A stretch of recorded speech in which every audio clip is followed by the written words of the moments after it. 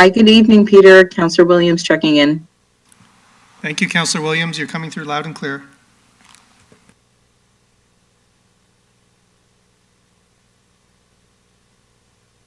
Good evening, Peter. Councillor Fortini. Thank you, Councillor Fortini. You're coming through loud and clear. Thank you.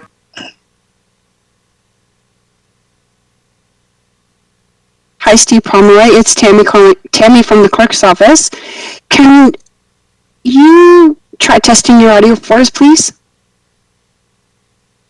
Can you hear me, Ron? I've unmuted your mic.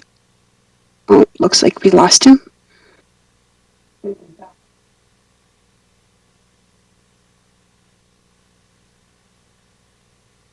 Steve, can you try again, please? It says I've been muted by the user or by the system. No, I can hear you. Thank you. You're coming through clear. Okay. Once your item is called, we will pull you in as a panelist and you'll have full control over your audio and your visual. Until such time, I'll leave you in the attendee list until your item is called, okay? And will you be moving the slides for me or will I move them myself? No, we have a presenter who will be moving the slides for you. So once your item is called, it'll show up on the screen, and just whenever you're ready, say next slide, please. Okay, got it. No worries. Thank you.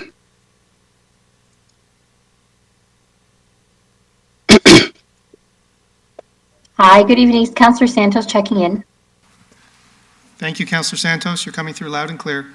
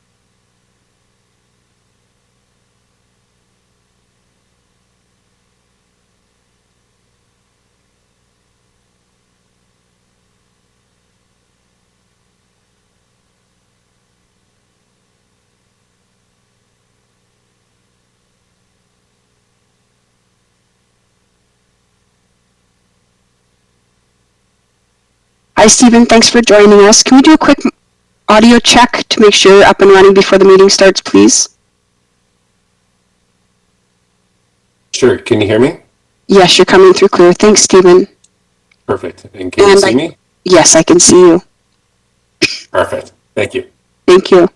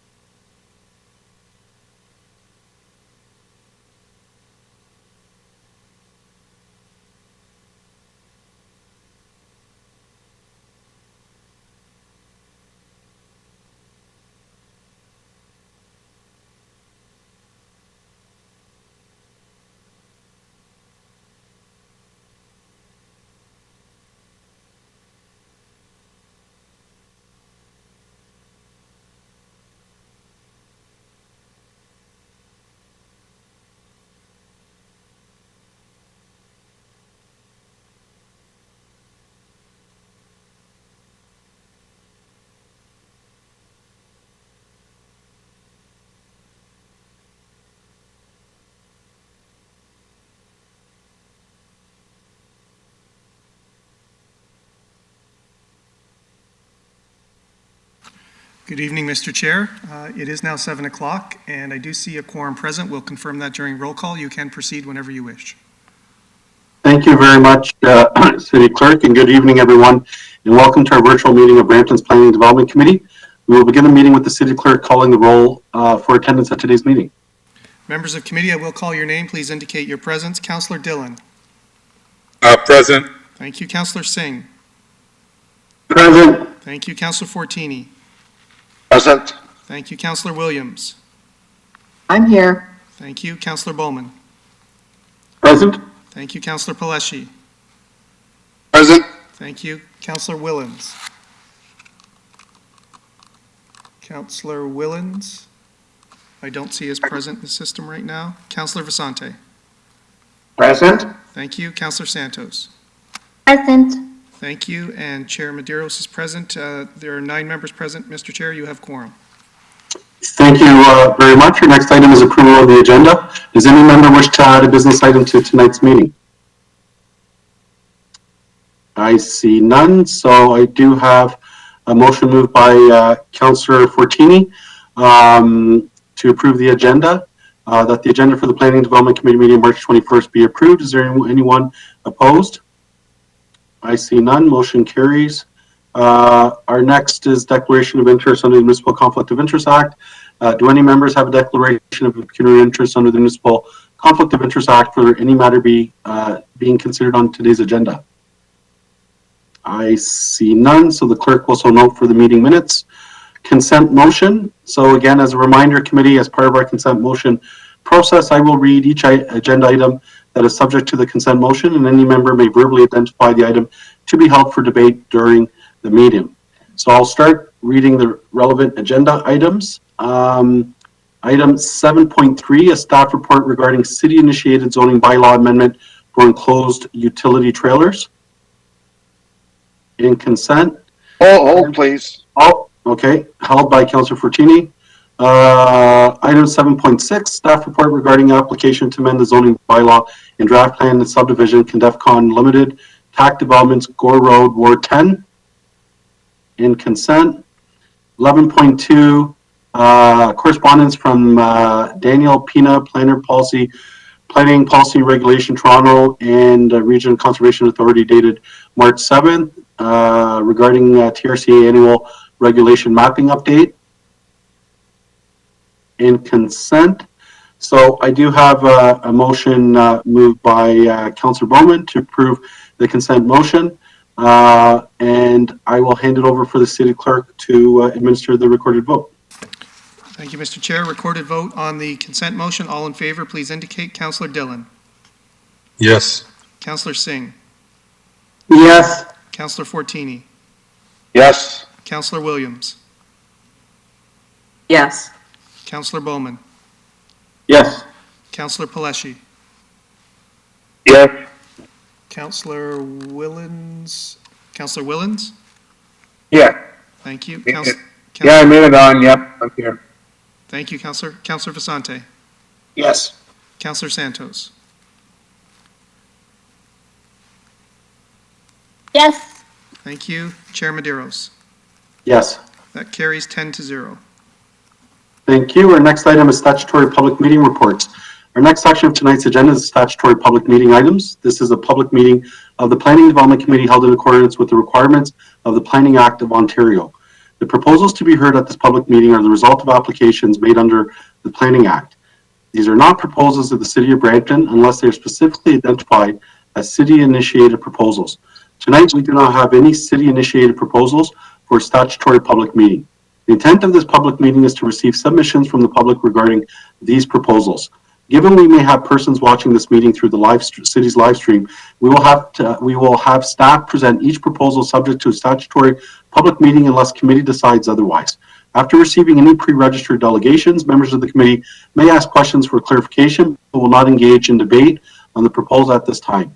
Committee consideration of the proposal will occur at a future meeting when planning staff bring forward the final recommendation report on each proposal. The city has also posted to its website, brampton.ca, supporting information and documentation for these development applications for public review and reference. We will now proceed to consider the 5 items on this evening's statutory public meeting agenda. After consideration of these public meeting items, committee will deal with the balance of the agenda items on tonight's agenda. Our first public meeting. It's Councillor Dillon. Yeah, go ahead. I was on the board. I was wondering, Mr. Ragato is scheduled to delegate. He's indicated that there's a family matter he has to attend to. So I'm wondering if we could vary the order a bit and allow him to go first to be able to attend that matter.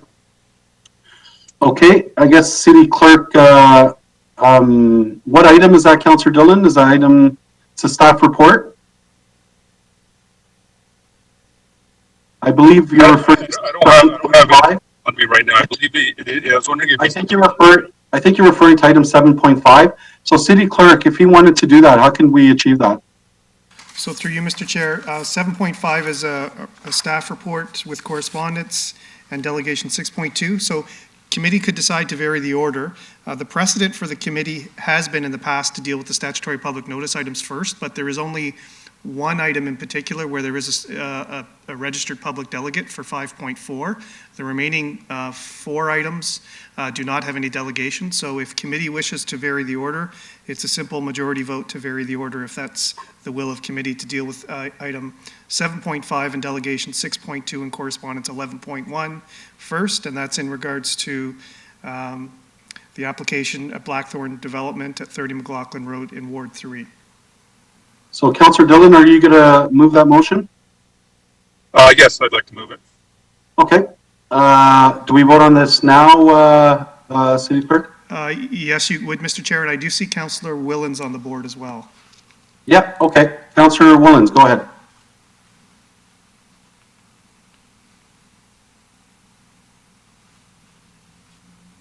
Councillor Willens? Yeah, Peter, I was having trouble signing on. I was gonna have a request for, yes, I'm here, yes. Can you hear me? Yeah, go ahead. Hello? Can you hear me? Yeah, go ahead. Hello? Okay, yeah, I was gonna have a request. I was gonna have a request to have my delegation, or a delegation that was speaking and our Councillor Peleshi's in my wards regarding to sheds. I think Ron Cooper, but I was late getting on, but I believe I saw something in red that delegation, I think it was 6.1. Was that taken off, Peter? Through you, Mr. Chair, so that delegation is still on the agenda.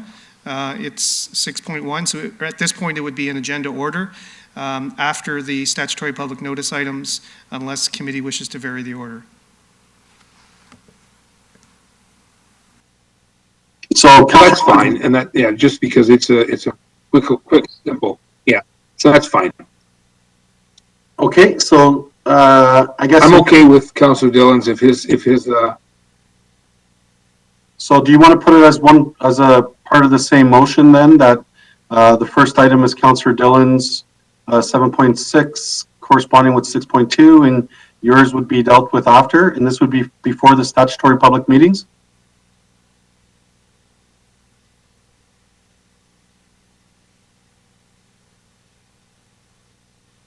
Councillor Williams? yes, because my delegation, or not my delegation, but the delegation speaking on. Yeah, I'm here. Can you hear me? Yeah. No, I'm fine with varying the order for Councillor Dillon, and Okay. I'm good. And put our delegation after that. Okay, so we do have a motion moved by Councillor Dillon. Is there anyone, do you want a recorded vote, or no one's requested? City Clerk, can we just do a simple majority? You can, Mr. Chair. Okay, is there anyone opposed? I see none, so the motion carries. Our next item then would be, in fact, item 7.6 and delegations 6.2. Through you, Mr. Chair, it's delegation 6.2 and item 7.5. Okay, yep. And related to that is correspondence 11.1. So we have 2 delegates. The first is Gus Margot, and that'll be followed by Dwijindar Bhattacharya. And first we will bring Gus into the session. And Gus, you can unmute your mic, and you have up to 5 minutes to address the committee on this matter.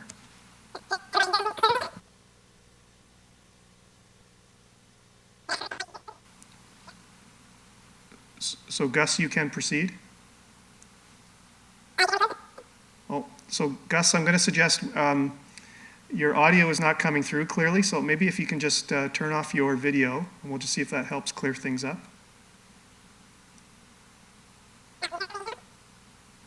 Gus, it's not coming through. It's very high-pitched and very fast.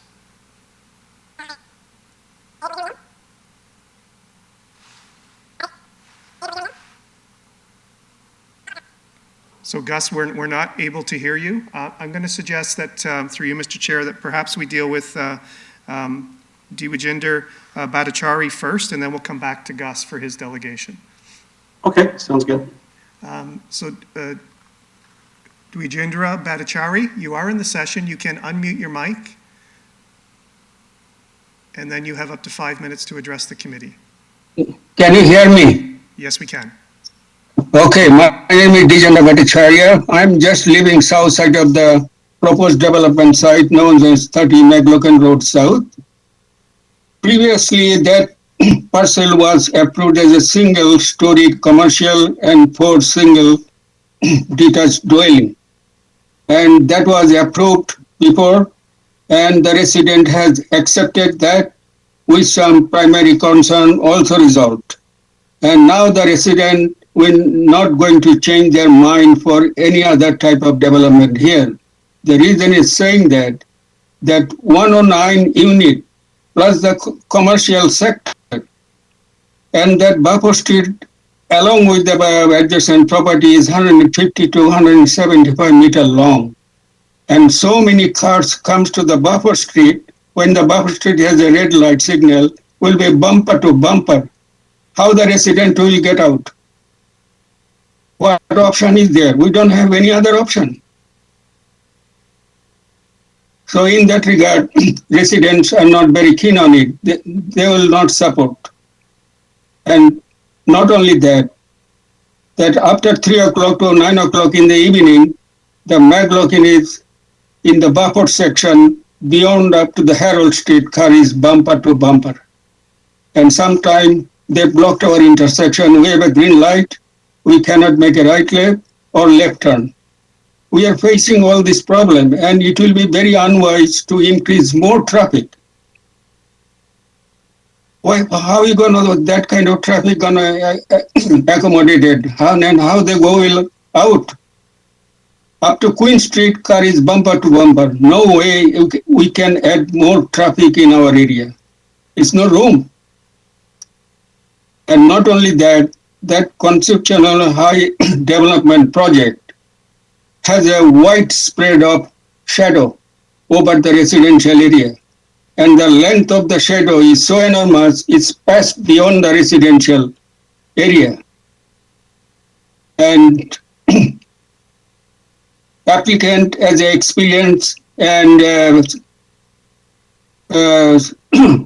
he has a lot of experience on that. Everybody knows that a shadow study is a #1 effective tool, and that is very hard to overcome. I have seen many cases. It's never overcome. It is hard. There is a big obstacle. And that has to be considered. And traffic, we won't get ruined our neighborhood by traffic jam. We are living in a very peaceful community, calm and quiet. We have no problem, no crime, no rowdiness, nothing. And it will totally destroy with this traffic problem. So, and this high density, not only that, it will destroy a lot of things. Our calm and quiet neighborhood, neighbors' privacy, and their freedom and their right. And also it will affect on their privilege of access. When some emergency comes, residents cannot go out. There is no way. There is car is bumper to bumper on the small stretch, 150 to 175 meters. In that regard, all residents have a one mind. It says our support is zero against this new development. We cannot go like that. And they will not support anything to destroy our peaceful neighborhood. And city should think about it. And that is our primary concern. And we want to do, somebody has to deal with our primary concern. We don't like to get the destroy our community, our privacy, freedom and right, and the privilege of access. And that has to be brought under consideration. But now, it is the hand of the council committee members to look into our primary concern and deal with it, and what is the best that we can come out with this committee result. And we'll be pleased to get a copy of the final outcome of the council committee meeting. But finally the resident will not support to ruin our calm and quiet neighborhood and our privacy, our freedom, our right, our privilege of access. That we stand on by that. We are not backing out. Thank you so much. Have a nice evening. Thank you very much. Did we get City Clerk the first delegation? Did we? Through you, Mr. Chair, we'll try. Can you hear me now? Yes, we can, Gus. You have up to 5 minutes. Okay, awesome. Sorry, I apologize for that. I had some technical difficulties here. I'm just going to go about this. I'll leave my camera off with two main focus points, one being safety and the other being just simple, appropriate land use and common sense. I'm a 27-year resident here in this neighborhood, so I know the neighborhood fairly well, I would say. When we first moved in, we had approximately 40 houses. And then Lombardi developer came in and says, we're going to build the second half of Corona Gate, Buffered on the other side, which is the newer neighborhood. And we fought for a second entrance, being the entrance that you know today as where the lights are. So we actually fought for that. And because we had forward thinking to say, hey, you know what, it's going to be congestion. It's going to grow. Everything's going to grow. So we fought for that entrance. Now, that doubled the size of the neighborhood. So we went from 40 houses to approximately 80 houses. Now, this apartment complex here is going to put in over another 100 households here. So that more than doubles what the existing. So, you know, forward thinking would say, hey, do we need another entrance? Now, apparently, it doesn't exist because it can't do it because this neighborhood is landlocked. There's a ravine on one side. There's only 2 entrances onto Mclaughlin. So, common sense, I said, let me walk around the neighborhood. Let me look around, see what other low-rise or mid-rise apartments there are. Looked around, and every single mid-rise I saw, they had their own entrance to a major intersection, or they linked to another neighborhood that had exits to Queen Street, Mclaughlin, Main Street, Williams Parkway. They all had other entrances. So that was the first thing that came to my mind. I said, you know what, back then, the planners were thinking clearly. They did a great job because they thought, hey, there's not going to be a problem here. So, now, did you know also that Lombardi Construction owns 54 Mclaughlin? Guess what he's building? Houses. Correct. So he's going to be putting in another, I'm not exact the number, but 20 to 30 townhomes. So again, in the same neighborhood. So everyone is going to come out to those lights to make that left turn. Currently, it's busy. There's about maybe 4 or 5 cars lined up at once. Not hugely, but again, there's another development going into this little neighborhood that's landlocked. We're going to have issues. Now, the data supports the builder, obviously. He's not going to put in data there that shows, hey, we're against the development, but he's going to show positive data, but he doesn't show the negative data. So, about 15, 20 years ago, there was a fire. Did you happen to do a fire history report? I don't think so. I didn't see it in the thing. Yeah, there was a fire. So, fire truck came down Corona Gate because it was on the old section of Buffer. Couldn't make the right turn. So, you know, amazing, Brampton fire, amazing. Reversed. Fire hydrant right in front of my house. Hooked up to that fire hydrant. Went across the neighbor's house to the house where it was on fire, the shed there. Before it caught, they put it out. Amazing thing. So when they built the new neighborhood, first thing I asked for was a fire hydrant on that corner. If you look carefully, there's a fire hydrant on that corner, right where they want to build these housing. So when you add that much more traffic, those emergency vehicles cannot get in there. He has to get to that fire hydrant. You know, you're more than doubling the chance of issues of safety. We're talking safety here. Our kids. So on a small street, Corona Gate, there's 6 kids under 8 years old. So there's a total of 10 houses just on that little street. It's a very small street, 150 feet long. And another 11 teenagers. So guess what? They're going to be playing. So when the traffic is backed up, they're going to make a right turn onto Corona, zip down, make a left turn on Buffer to go into that just to do a shortcut. Again, safety concerns. And this is where I'm trying to focus and understand. No one here has engaged the Brampton Fire Department to come in and look at this neighborhood. I haven't seen anything like that. And this is why it's important to understand the safety concerns here. So we're doubling the neighborhood. It's landlocked. There's no other development out there that has a similar configuration.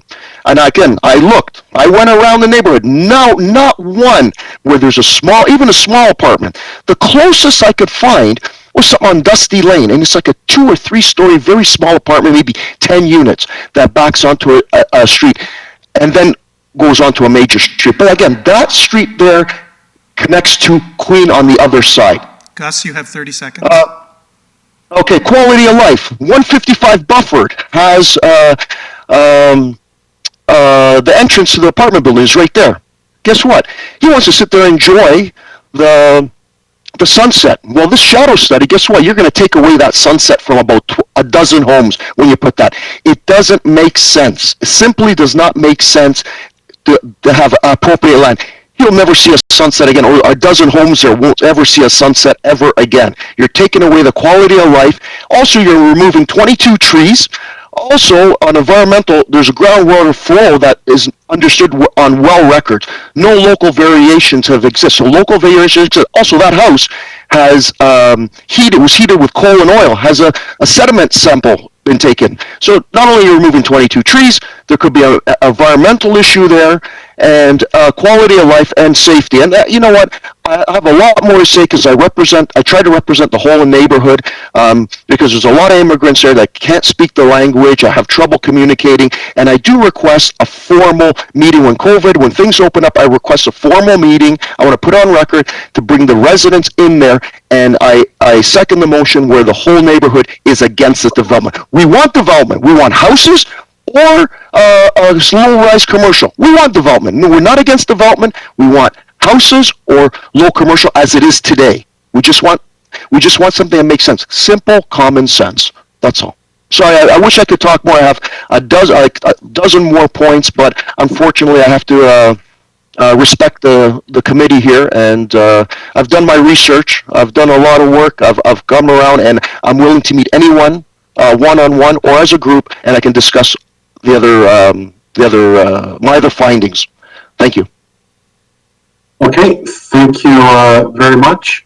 At this time, we can bring up the corresponding report. Are there any questions for staff by members of committee? Or we also have, if I'm not mistaken, City Clerk, we do have the planner on the file? Through you, Mr. Chair, yes, the planner is available if there's any questions, and there is the communications under 11.1 related to this item. Okay. I don't see any members on the board, so I'll move that the chair be heard.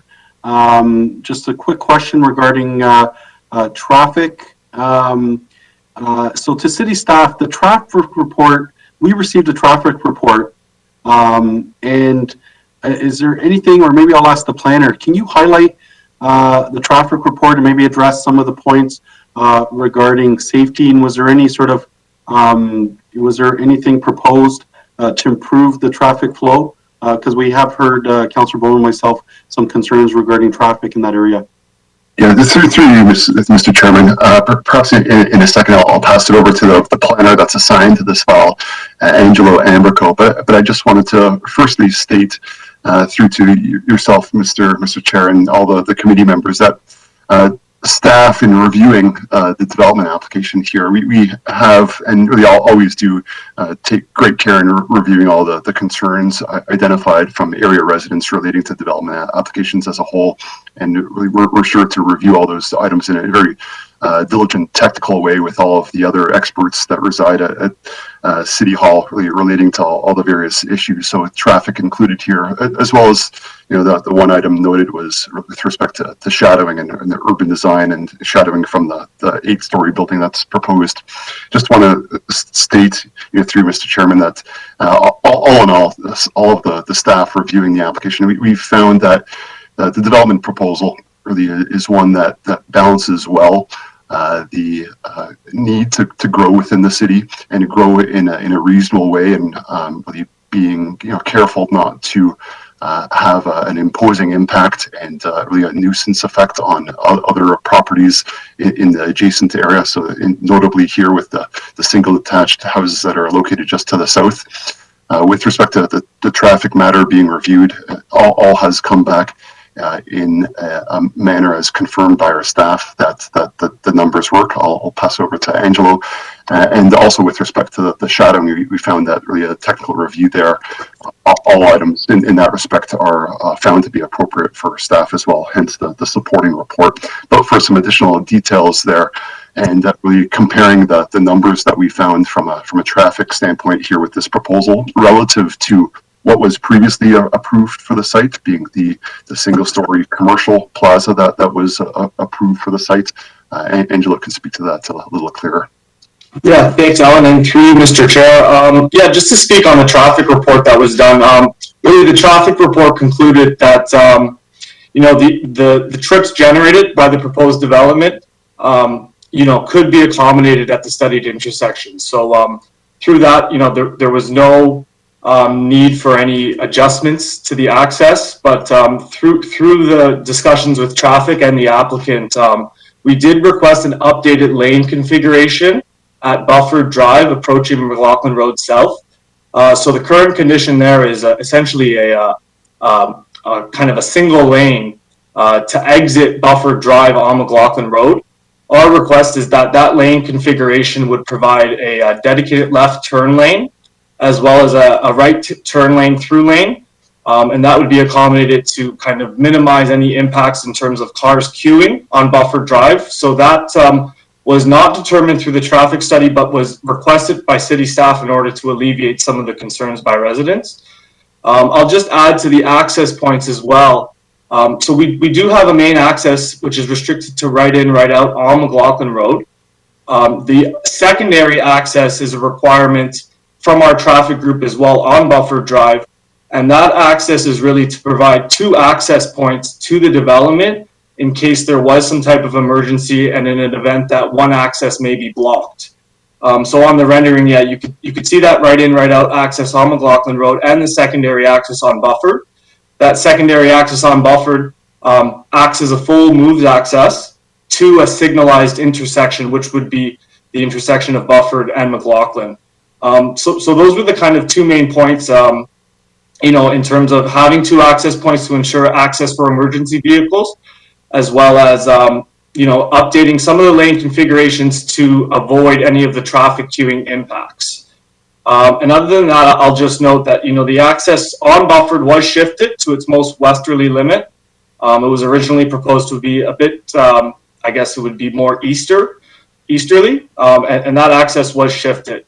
So those are my main points on the traffic study, and I'll just add, I know the original proposal was for commercial development. Speaking to our traffic staff, the trips generated from a residential use is quite lower than that of a commercial use. So in terms of the actual traffic generated, it from the traffic study, it was a lower trip generation than a fully commercial use, where we would have cars accessing it through regular business hours for kind of shorter duration trips. So yeah, with that, it's kind of my points on the traffic study that was completed and reviewed by city staff. Thank you very much. And my apologies to Councillor Bowman. I saw your request go up shortly after I started to speak. So I'll send it over to you now for your question.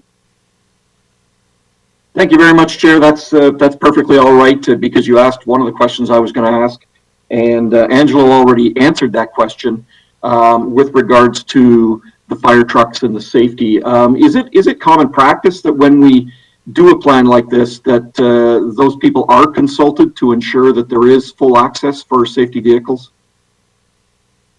Yeah, through you, Mr. Chairman. So the consultation in particular is with our traffic group, and our traffic group is well aware of really the needs of Brampton Fire to accommodate trips from fire trucks through to any given property and how it is that they need to have access. We understand that with the 17-meter wide right-of-way that Buford Road is here and 17-meter wide roads in general, there's a full ability for fire trucks to be able to access sites.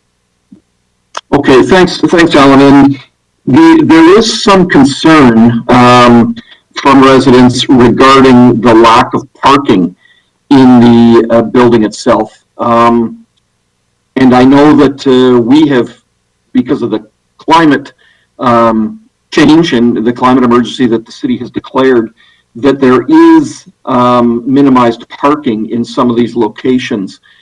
Can you speak to the minimized parking in this particular location, being that it is 100 meters from a transit corridor? Can one of you speak to that?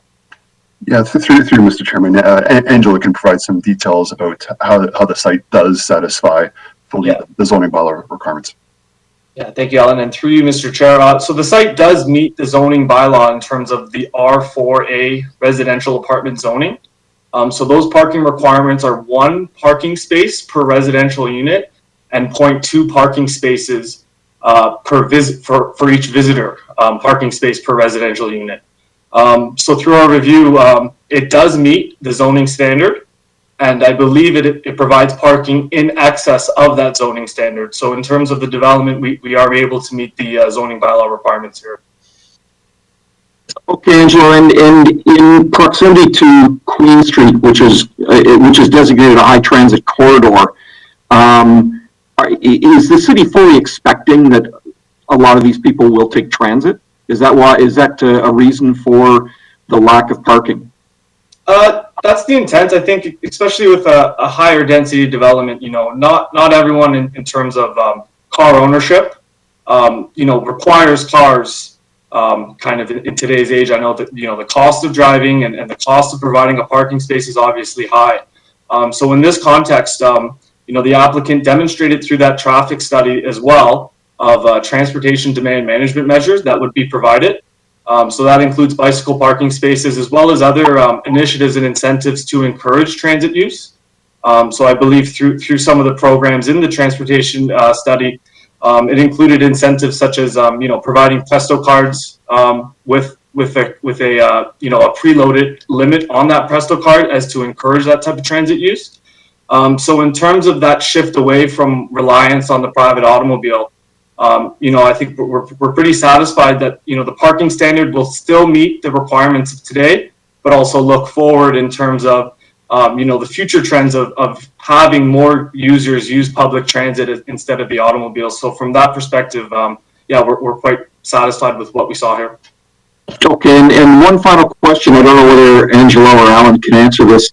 In terms of amenity space, what is designed here, or because we're right across the street from FCC campus, is that the amenity space that these people might use, or is there something within the building itself?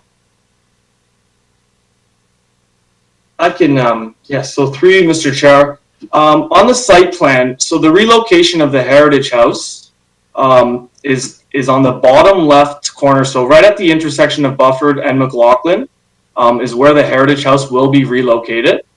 To the rear of that Heritage House, by working with the applicant, we were able to provide some on-site private amenity space, and that's located directly behind the Heritage House. So the buffer drive frontage includes the preservation and rehabilitation of that Heritage House, as well as a private amenity space that includes a playground for children and some landscaping and as well as some green space. So I think we were quite pleased to see the applicant make that amendment, because previously it was surface parking.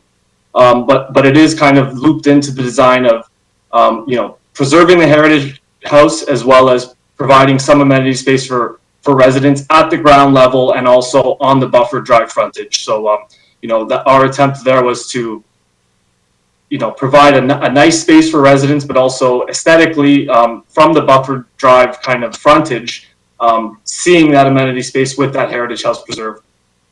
Okay, so all in all, this fits within the requirements that Yes. the city looks for in new developments? Yes, that's correct.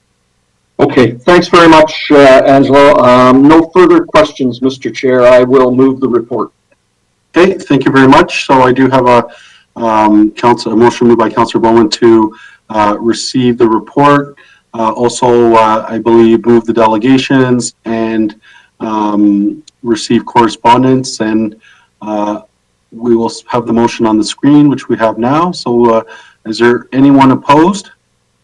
I see none, so the motion carries. We go now on to delegation 6.3, if I'm not mistaken. Through you, Mr. Chair, committee agreed to go to 6.1, which is the delegation for Yeah, that's right. Ron Cooper. 6.1.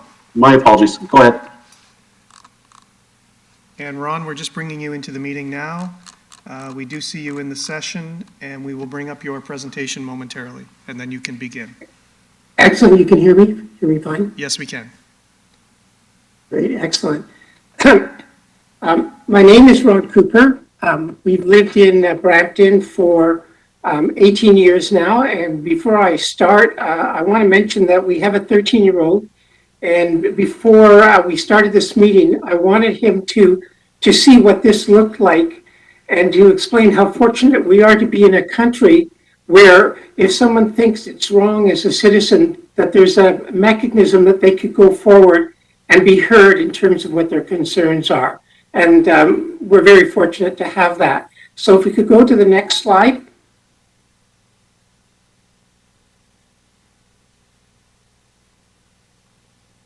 So rather than go through all of these words, basically the issue that I have come as a delegation today is the requirement or the bylaw that says that you cannot put a shed adjacent to a street on a corner house.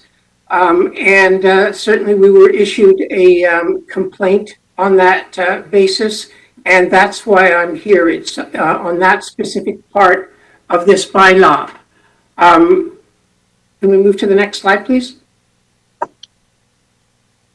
So here's a picture. That's our shed in our backyard, been there 18 years. That fence that you see is adjacent to the street. We live on Vista Green Crescent. And in essence, the objection, there were basically two objections. One had to do with the fact that I'm 5 inches short from the required, I think it's 2 feet. And I have no objection. I think that's a standard piece of a bylaw, no matter what side it's on. My objection is the fact that the bylaw says that I cannot put my shed adjacent to that fence. Can we go to the next slide, please? Okay, so I walked around our neighborhood. It took me 15 minutes, and I just methodically took pictures. Here's one, then another one, then another one. Hardly can see that third one. I move to the next slide, please. And another one, and another one, and another one. Now these are all, as I say, 15 minutes walk from my house. All of these still standing in exactly the same type of situation. Next slide, please. And another one, and another one, and another one. All sitting there, okay? All breaking the bylaw. Okay, next slide, please. I just did a few, just to give you a visual of how many there are out there in that situation. And I think this is my last slide to prove the point. So here are a few more that exist in the same spot. Next slide, please. So that red border, my understanding, and I must tell you that Amanda Dickey, who's the plans examiner, has been tremendous in providing me with any information that I asked for to try and understand, and could not ask for better service than she's provided. So in essence, the shed is outside of the red line, and that's the issue. Next slide, please. So Councillor Willens has indicated to me that there is some movement afoot, some discussion that relates to this particular concern I have with placement of the shed. So I just wanted to put this slide in. This was not sort of an absolute, this is what's going to happen. He was just indicating that in essence, there was some discussion underway. Next slide, please. So this again, I just wanted to mention Amanda and also Francois Emon Morneau, who is a planner, who also provided me with some information. So often you can come as a delegation, doesn't mean you don't appreciate the service that you've received. Next slide, please. Okay, so here are my objections. First of all, the city has not enforced this. Just from looking at those photos, I think you could see that if this were a real concern of the city, that basically there would be some sort of enforcement. If I park outside for too long, a bylaw officer is going to come in and enforce that. My second concern is that this is based on the complaints of neighbors. I had trouble initially getting anyone to explain to me what the concern was in terms of why is there that piece that says you can't put it against an adjacent fence that is adjacent to a street. But the idea of a neighbor being able to complain and then have the city or the bylaw officer act on that, if you think about it, in this case, yeah, our neighbor, I guess the city was in looking at the patio, saw their shed and said, you know, that's not conforming. And so the neighbor, you know, said, well, if ours isn't, so is our neighbors across the street. If I put this logically or illogical to a conclusion, I could probably go and get 100 of these non-conforming sheds. You know, I just did a few. And according to this process, I could just phone up the city and say, here's the 100 that aren't conforming. I want to complain against each of them. And that would tie up the resources of enforcement officers, of folks in Amanda's department, etc. It would be very, very costly. Let me tell you, I would not do that. I mean, that's not the way to go on these things. But my point is that this is what this process allows to happen. It can be vindictive, and it is not necessarily based on a real concern of why there is something like that in the bylaw. The option that's been presented to me is basically to go get a variance. And my question is, why should I have to go get a variance costing me $600+ with no assurance that it would be approved and I would lose the money for something that makes no sense in the first place, isn't being enforced unless someone complains? And if you ask the neighbor what they're complaining about, apparently the issue may have something to do with drainage. It's nothing to do with anything else. Why would a neighbor have a concern about that? My other objection is that this is a cost to the city, which I think is unnecessary. I don't believe all bylaws are unnecessary. I think the one I'm talking about, in essence, just opens it up to costs. I complain, enforcement officer has to go out, take a look, send it, a letter goes out, and then you continue the process. My last point is that it's unclear in terms of staff why this piece of the bylaw exists. The only person that actually could answer that question was Francois.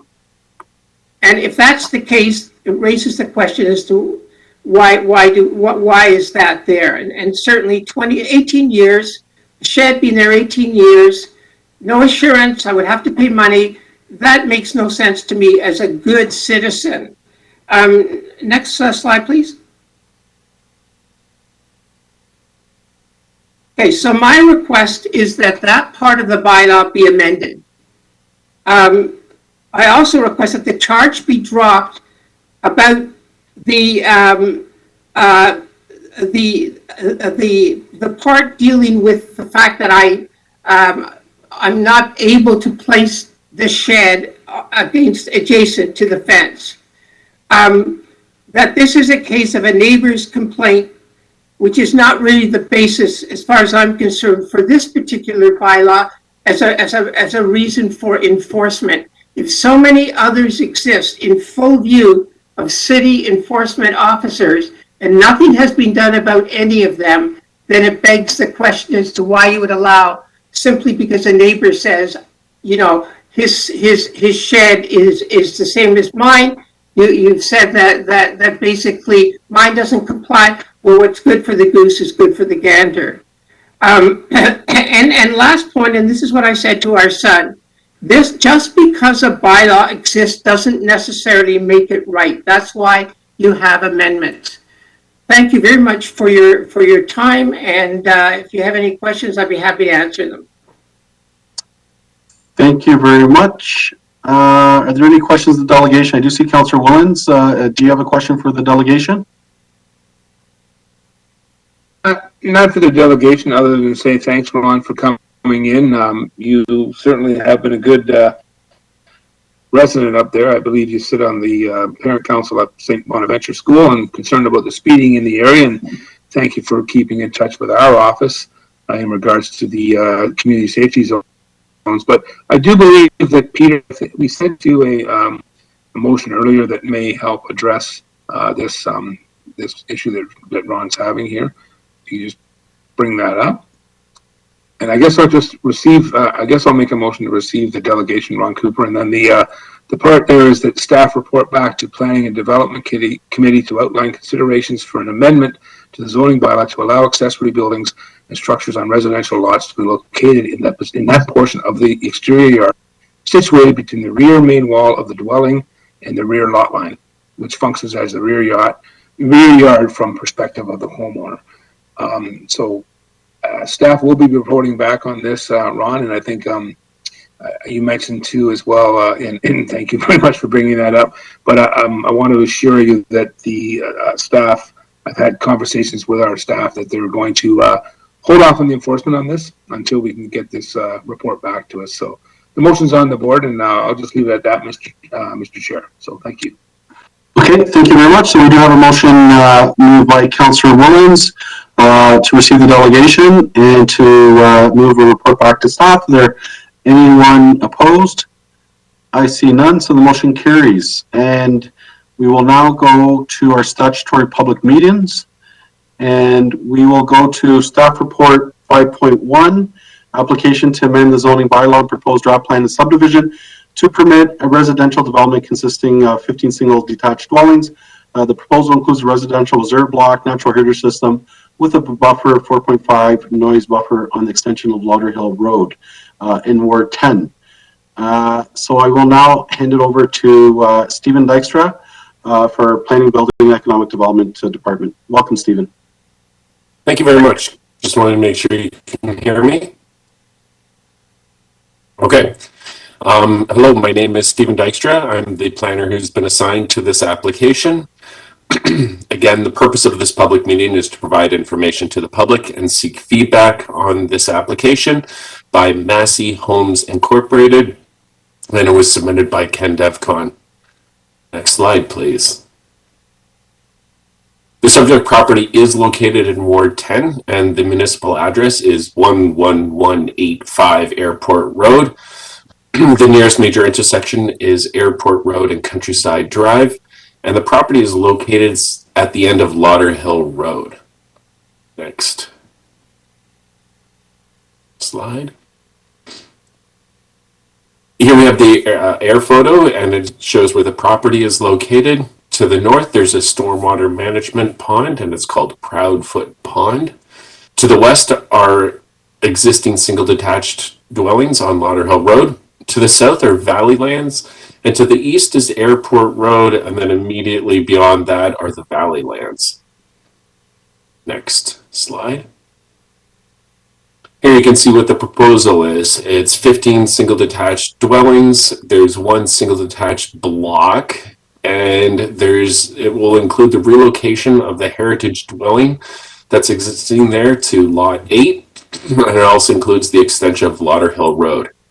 This does require an amendment to the zoning bylaw, and it also includes a draft plan of subdivision. Next slide. The official plan does designate this property as residential and open space. I did contact our environmental planning group, and that little blip in there of open space was addressed as part of the secondary plan. Next slide. And here we have the secondary plan that designates the property as low density residential 1, which basically means single detached dwellings. And see here you can see that the environmental lands to the south has been properly identified. There's no requirements to change the designations. Next slide. Currently the lands are zoned agricultural, but the applicant is proposing 2 zones that will accommodate the proposal. So both zones only permit single detached dwellings and have lot widths of 14.5 meters, which is 47.5 feet, or 13 meters, which is 42.5 feet. Next slide. Staff will be reviewing the applications based off of the planning policy statement, conformity with the provincial growth plan, and other relevant provincial policies, the regional and city official plans. Next slide. There's one issue staff are continuing to monitor, and it is with the existing cul-de-sac to be removed as part of this application. It's going to free up some lands that are owned by the city of Brampton. Staff are determining, along with the applicant, how these lands will be transitioned and the most appropriate land uses for the lands as they are being converted. Next slide. This application was deemed complete on January 11th, 2022. Public notices were provided to the newspaper on January 20th. And once all the technical review and analysis is complete, staff will move forward with the next steps. Next slide. The report associated with tonight's meeting is available online. Presentation will be available online shortly, and the report will be posted on the city's website in advance of the future meeting. Again, my name is Stephen Dykstra. My contact information is up there, and the applicant contact is Maria Jones from CanDevCon, and she's representing the owner of Massey Homes. Thank you very much. That completes my presentation. Thank you very much. City Clerk, do we have any delegations? Through you, Mr. Chair, no delegations and no correspondence on this item. Okay, thank you. We do have a motion moved by Councillor Singh to receive the staff report and that our Planning Development Service staff be directed to report back to our committee. Is there anyone opposed? I see none, so the motion carries. Our next item is staff report 5.2 as statutory public meeting item 5.2, and it is to permit 329 condominium townhouses, 390 apartment dwellings, and 86 freehold townhouse dwellings. 47-1 Country Properties Limited and Castlemore Country Properties Limited, Glenshire and Associates, northeast corner of Castlemore and Clerkway Drive, Ward 10. And I will hand it over to Stephen Dykstra once again. Welcome, Stephen.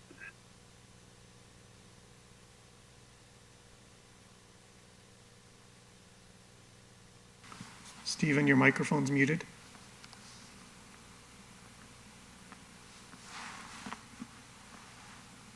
Stephen, your microphone's muted. Sorry? Your mic was muted. Oh, can you hear me now? Yes, we can. Okay, excellent. From the top, my name is Stephen Dykstra, and again, I'm the planner who's been assigned to process this application. Again, the purpose of this public meeting is to provide information to the public and seek feedback. No decisions are going to be made. The applicant for this is 47-1 Country Properties Limited and Castlemore Country Properties Limited. And their consultant is Glenn Schnarr and Associates. Next slide. This is where the property is located. It is in Ward 10. It's at the northeast corner of Clerkway Drive and Castlemore Road. It's sort of in the northeast part of Brampton, and it's in Area 47-1. Next slide. Here we can see the property from an aerial perspective. Lands to the north, east, and west are all part of Area 47. And at this time, they're either vacant or valley land or used for agricultural purposes. These lands are going to be developed or left in their natural state as part of Area 47. The lands to the south of Castlemore include single and semi-detached dwellings. Next slide. Here we have the proposal.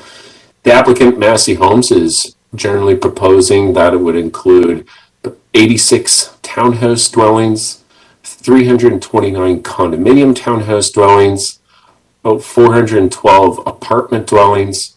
It includes valley lands and associated buffers. It includes 2 stormwater management ponds, and of course the public and road laneway system to access all of these properties.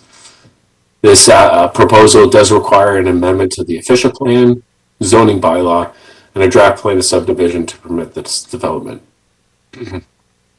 Next slide. Here we have the official plan designations, which is residential, open space, and special study uses area.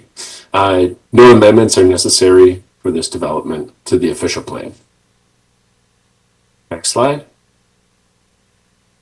Secondary plan area 47 designates this property for low, medium density residential, medium density residential, service commercial, highway commercial, special policy area, and heritage. This application doesn't require any secondary plan changes for the area that's in area 47. However, the lands that were formerly part of Area 41, which are identified basically as blank on the southerly portion, will need designations. They have been included in Area 47, but they weren't designated at the time. The applicant is proposing medium density residential and valley lands to reflect their proposal. Next slide. The current zoning for this property is agriculture, which permits 1 residential dwelling and agricultural uses. And there are a couple of properties in there that are also zoned for rural estate 2, which permits a large lot residential dwelling. The applicant is proposing multiple zones that will accommodate their proposal. Currently, they're proposing 2 townhouse zones, an apartment zone, as well as floodplain and open space zones to accommodate their proposal. Next slide. The applications are being reviewed. The applications are being reviewed for consistency with the provincial policy statement, the Planning Act, and conformity with the provincial growth plan and other relevant provincial policies, the regional and city official plans, and also following the principles of Brampton 2040 vision. Next slide. Staff are looking at a few items as part of this application. There's the acquisition of city lands on Old Castlemore Road and Fines Avenue. These old road allowances are anticipated to be developed with the surrounding area. The city won't need these lands for any vehicular or servicing requirements, as these will be rerouted through the new street layout. Issue 2. Coordinating with the additional lands for the parcel at the southeast corner of Clerkway Drive roundabout. At the southeast corner of the roundabout on Clerkway Drive, there's a shared parcel of land that should be coordinated with the lands to the north. And we're working with the applicant to the north to ensure that there's coordinated efforts.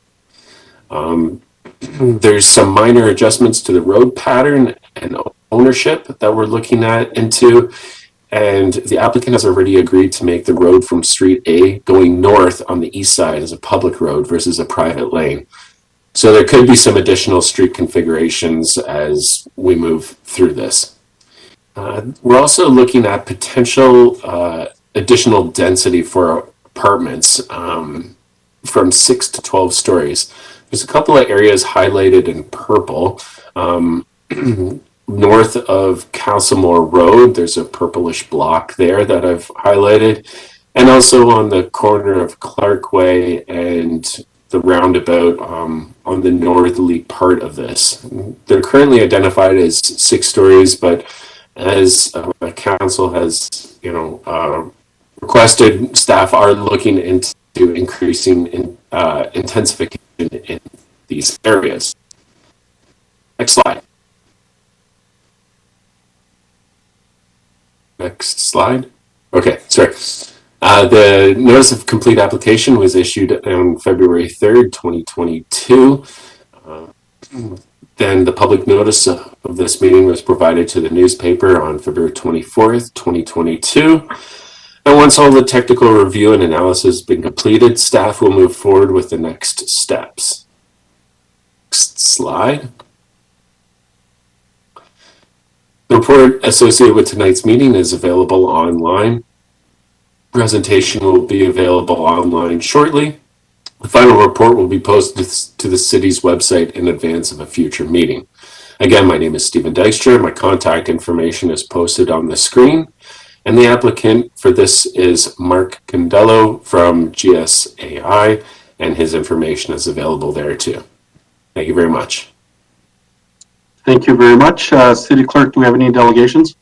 Through you, Mr. Chair, no delegations and no correspondence on this item. Okay, thank you. So, are there any questions? Chair, sorry, I'd like to speak if that's okay. Sorry, I wasn't fast enough to the board. Yeah, no, that's fine. Go ahead, Councillor Singh. Sure. My comment goes for all of these coming in Area 47, and I know Glenn Schnarr is consulted, just making sure, and I'm not going to ask after each one, I get this message is for all of them, that just making sure, this is all greenfield, and I know there's significant density, and I don't think that's a concern for the councillors, but I would say just pushing the envelope on urban design, and particularly sustainability, given this is our last sort of greenfield in wards 9 and 10, just making sure we're pushing it as much as possible. Thank you. Okay, thank you very much. So I have a motion moved by Councillor Dillon to move the staff report and to direct staff to report back to our Planning Development Committee. Is there anyone opposed? I see none, so the motion carries. Our next statutory public item is item 5.3,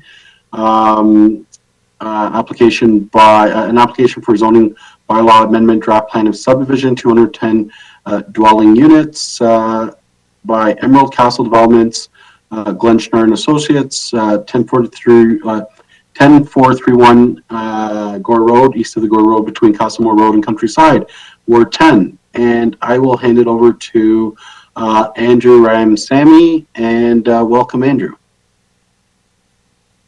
Thank you, Mr. Chair, and good evening, members of the committee and members of the public. My name is Andrew Ramsamy, and I'm the planner assigned to process and review the subject application.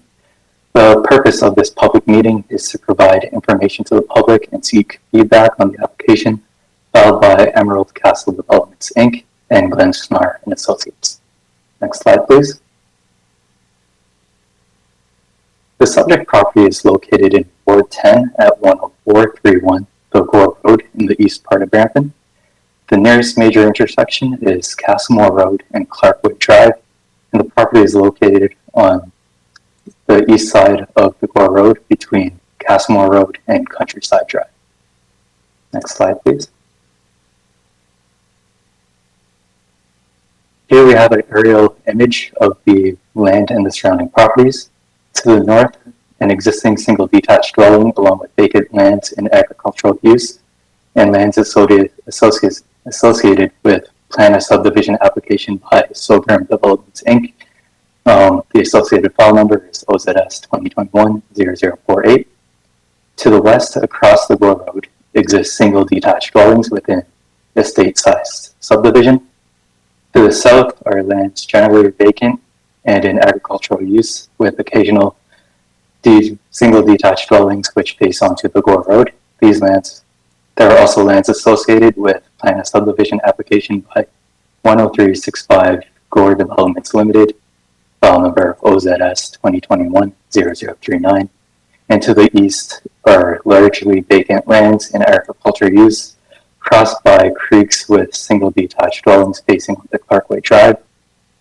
There's also lands associated with plan of subdivision application by Clerkway Country Properties Limited, OZS 2021-0058. Next slide, please. The applicant's proposal is for a draft plan of subdivision and a zoning bylaw amendment to facilitate the development of 210 dwelling units, which include 181 single detached dwellings and 29 townhouse dwellings, one medium density block, one natural heritage system block, one stormwater management block, along with walkway blocks and public roads. Next slide, please. The official plan designates the property for residential and open space. The residential designation permits residential land uses, including a full range of dwelling types, ranging from single detached houses to high-rise apartments. The open space designation indicates major open space features. These features include public and private open space, valley land, watercourse corridors, wetlands, and woodlands. An amendment to the official plan is not required. Next slide. The subject property is within the Highway 427 Industrial Secondary Plan Area 47. Within this plan, it has the current designations of low, medium density residential, medium density residential, executive residential, valley land, heritage resource, stormwater management facility, and special policy area 7. The low medium density designation permits single detached, semi-detached, and street-related townhouse structure types. The medium density designation permits apartments, back-to-back townhouses, stacked townhouses, and a seniors residence, while the executive residential designated land are to accommodate the development of a successful upscale executive housing community. Special Policy Area 7 includes lands on the north side of the Trans-Canada Pipeline between the Gore Road and the Clerkway Tributary that are designated medium density residential within the secondary plan area. The built form and architecture of housing within the special policy area shall have a upscale character that is compatible with the adjacent planned low density and executive residential areas to the north. An amendment to the secondary plan is not required. Next slide, please. The block plan designates the property for medium density residential, low medium density residential, executive residential, cultural heritage resource, stormwater management pond, and valley land. The proposed draft plan of subdivision is consistent with the block plan, and an amendment to this plan is not required. Next slide, please. The current zoning for the property is agricultural and agricultural section 1520. This zone permits agricultural uses as well as a single detached dwelling on the lot. Zoning bylaw amendment has been proposed as part of the application. Next slide, please.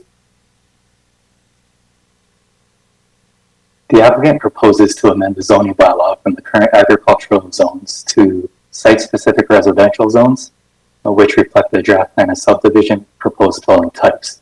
As shown on the graphic, each block is proposed to be rezoned to reflect the proposed dwelling type. For example, single detached dwellings are represented by the proposed R1F zone.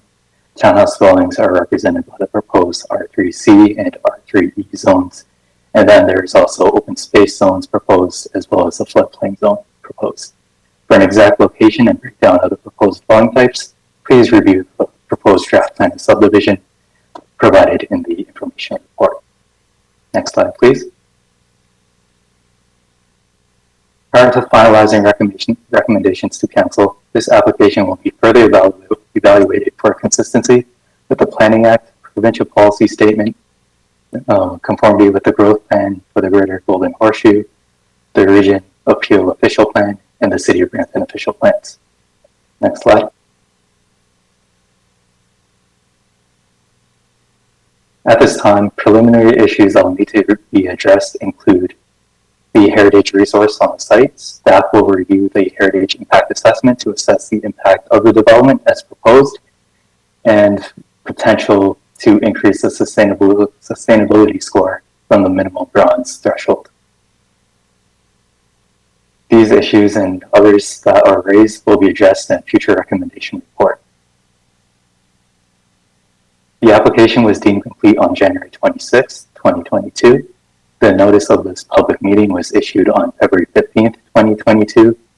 Once all the technical review and analysis is complete, staff will move forward to the next steps to prepare a recommendation report with the following appeal period. Issues raised will be addressed in the recommendation report. Staff will contact and follow up with those residents who have spoken, written in, or advised an interest in monitoring this proposal. Next slide, please. The report associated with tonight's meeting is available online. The presentation will be available online shortly. If you have any questions, please feel free to contact myself, my manager, or the applicant. The applicant is Mark Condello from Glenschnar and Associates Inc., representing the owner, Emerald Castle Developments Inc.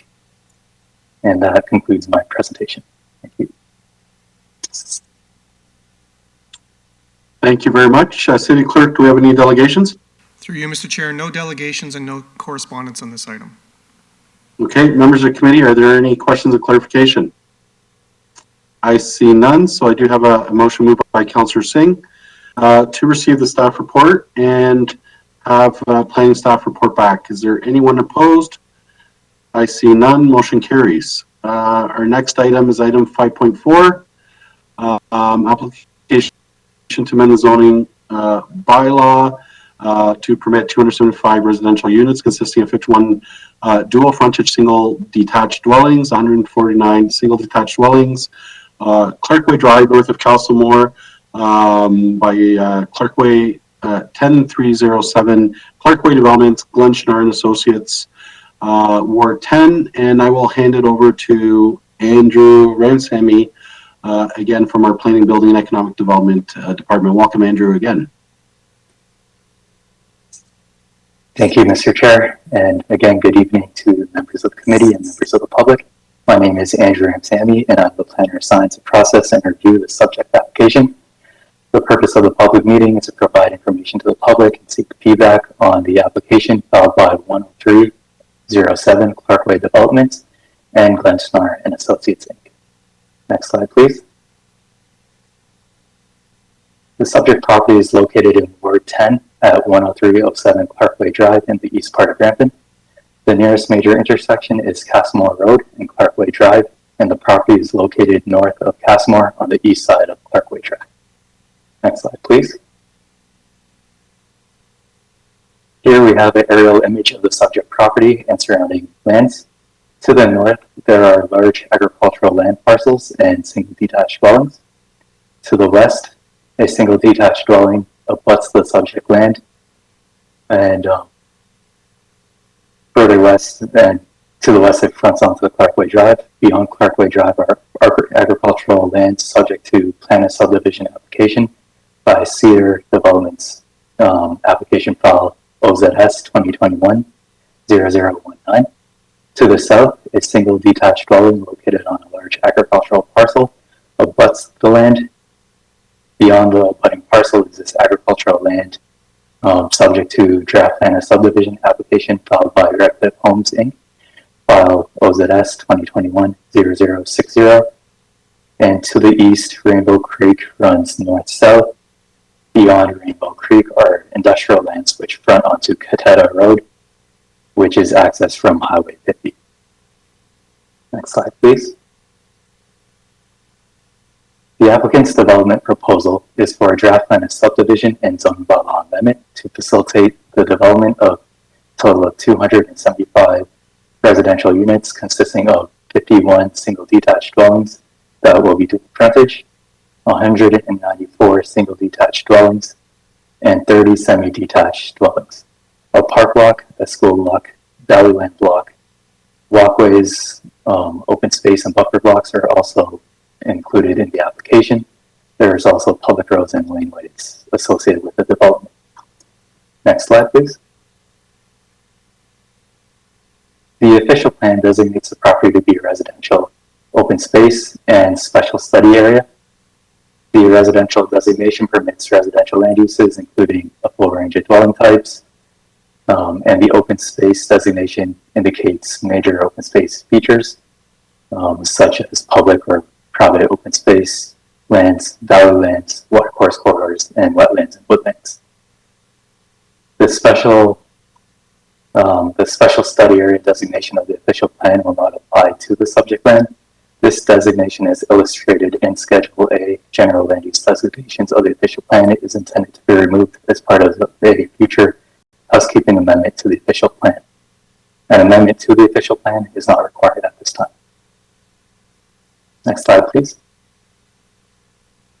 The subject land is located in the Highway 427 Industrial Secondary Plan Area 47.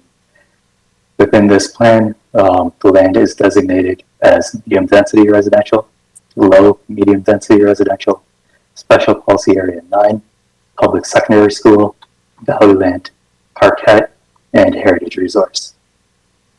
The low medium density designation permits single detached dwellings, semi-detached, and street-related townhouse structure types. The medium density designation permits apartments, back-to-back townhouses, stacked townhouses, and seniors residence, while special policy area 9 applies to lands designated medium density residential, where mixed uses are permitted to include retail, office, personal and service commercial, institutional, cultural, and entertainment uses, residential and related community facilities. An amendment to the secondary plan is not required. Next slide. The block plan designates the property for medium density residential, low medium density residential, cultural heritage resource, public secondary school, valley land, and parquet. The proposed draft plan of subdivision is consistent with the block plan. An amendment to the block plan is not required. Next slide, please. The current zoning for the property is agricultural. The zone permits agricultural uses and a single detached dwelling. An amendment to the zoning bylaw is proposed. Next slide, please. The applicant proposes to amend the zoning bylaw from the current agricultural zone to a site-specific residential zone, which reflect the draft plan of subdivision proposed dwelling types. As shown in the graphic, each block is represented to be rezoned to reflect the proposed dwelling type. For example, single detached dwellings are represented by the proposed R1F zone. Semi-detached dwellings are represented by the proposed R2A zones, and the institutional use is represented by the proposed I1 zone. For an exact location and breakdown for the proposed dwelling types, please review the proposed draft plan of subdivision in the appendix of the information report. Next slide, please. Prior to finalizing recommendations to Council, this application will be further evaluated for consistency with the Planning Act, the provincial policy statement, conformity with the growth plan for the Greater Golden Horseshoe, the Region Appeal Official Plan, and the City of Brampton Official Plan and Secretary Plans. Next slide, please. At this time, preliminary issues that will need to be addressed include the heritage resource on site. Staff will review the heritage impact assessment to assess the impact of the development as proposed, opportunities for the proposal to exceed the minimum sustainability score, and servicing for dwellings along Clerkway that are proposed to be accessed by the use of laneways. These issues and others that are raised will be addressed in a future recommendation report. Next slide, please. The application was deemed complete on January 28, 2022. A notice of public meeting was issued on February 9th, 2022. And once all the technical review and analysis is complete, staff will move forward with the next steps to prepare and advance a final recommendation report to Council for a decision. Issues raised will be addressed in the recommendation report, and staff will contact and follow up with those residents who have spoken, heard it in, or advised of an interest in monitoring this proposal. Next slide, please. The report associated with tonight's meeting is available online. The presentation will be available online shortly. If you have any questions, please feel free to contact myself, my manager, or the applicant. The applicant is Mark Condello from Glenschnar and Associates, Inc., representing the owner, 10307 Clerkway Developments. Thank you, and that concludes my presentation. Thank you very much. City Clerk, any delegations? Through you, Mr. Chair, yes, we do have one delegation by telephone. It's Alessandra Altabelli. And Alessandra, we're just going to unmute your telephone connection, and you have 5 minutes to address the committee. You can proceed. Okay. Good evening, everyone. I'm a resident on 10287 Clerkway Drive. It's that little indentation in the whole development there, the little cutout.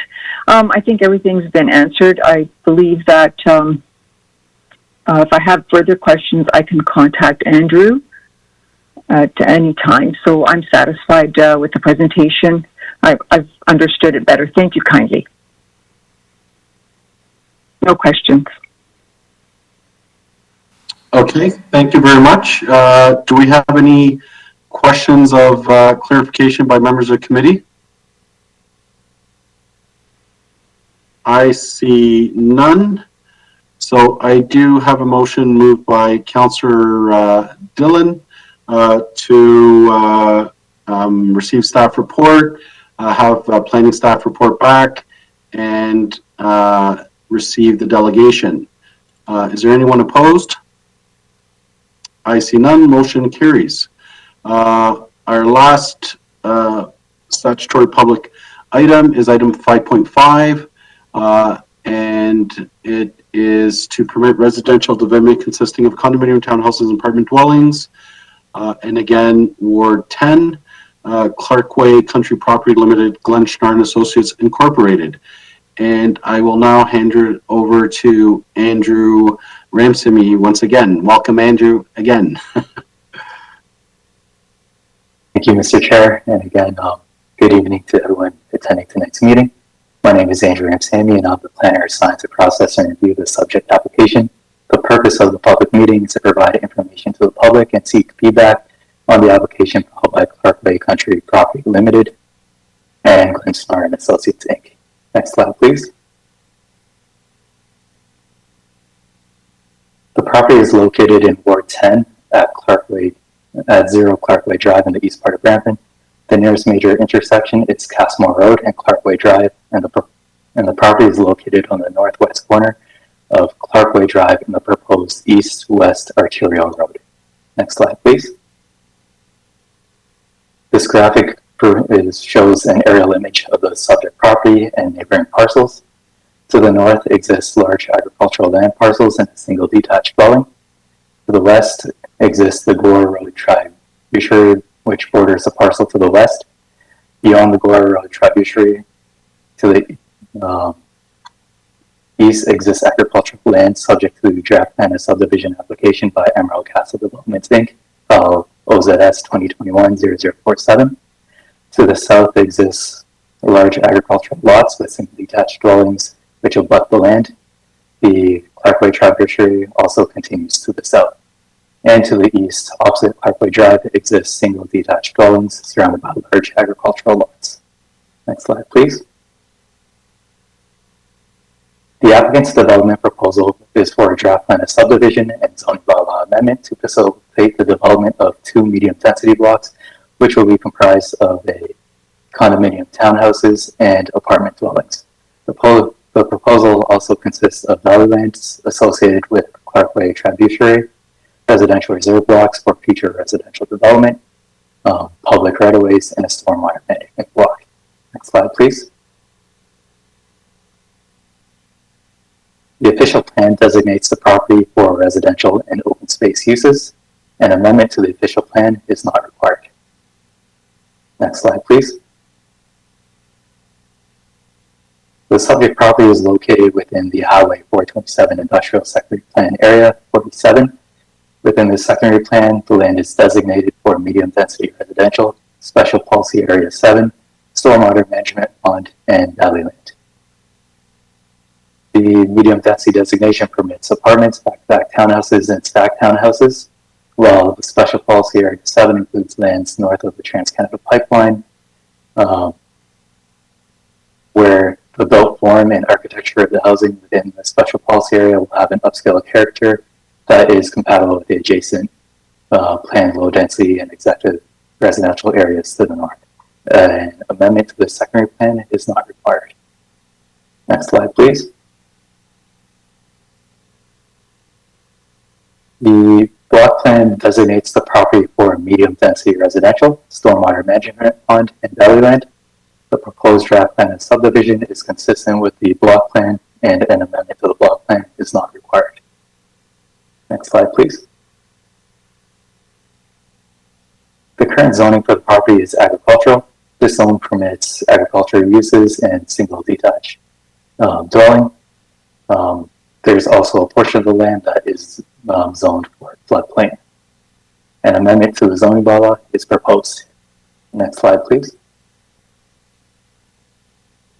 The applicant proposes to amend the zoning bylaw from the agricultural zone to site-specific residential zones and open space and floodplain zones to reflect the draft plan of subdivision proposal. As shown on the graphic, each block is proposed to be rezoned to reflect the proposed dwelling type. For example, the residential townhouses are represented by R3C zones, while the residential apartments are represented by the R4A zone. Next slide, please. Part of the finalizing recommendations to Council, this application will be further evaluated for consistency with the Planning Act, Provincial Policy Statement, conformity with the Growth Plan for the Greater Golden Horseshoe, the Region Appeal Official Plan, and the City of Brampton Official Plan. Next slide, please.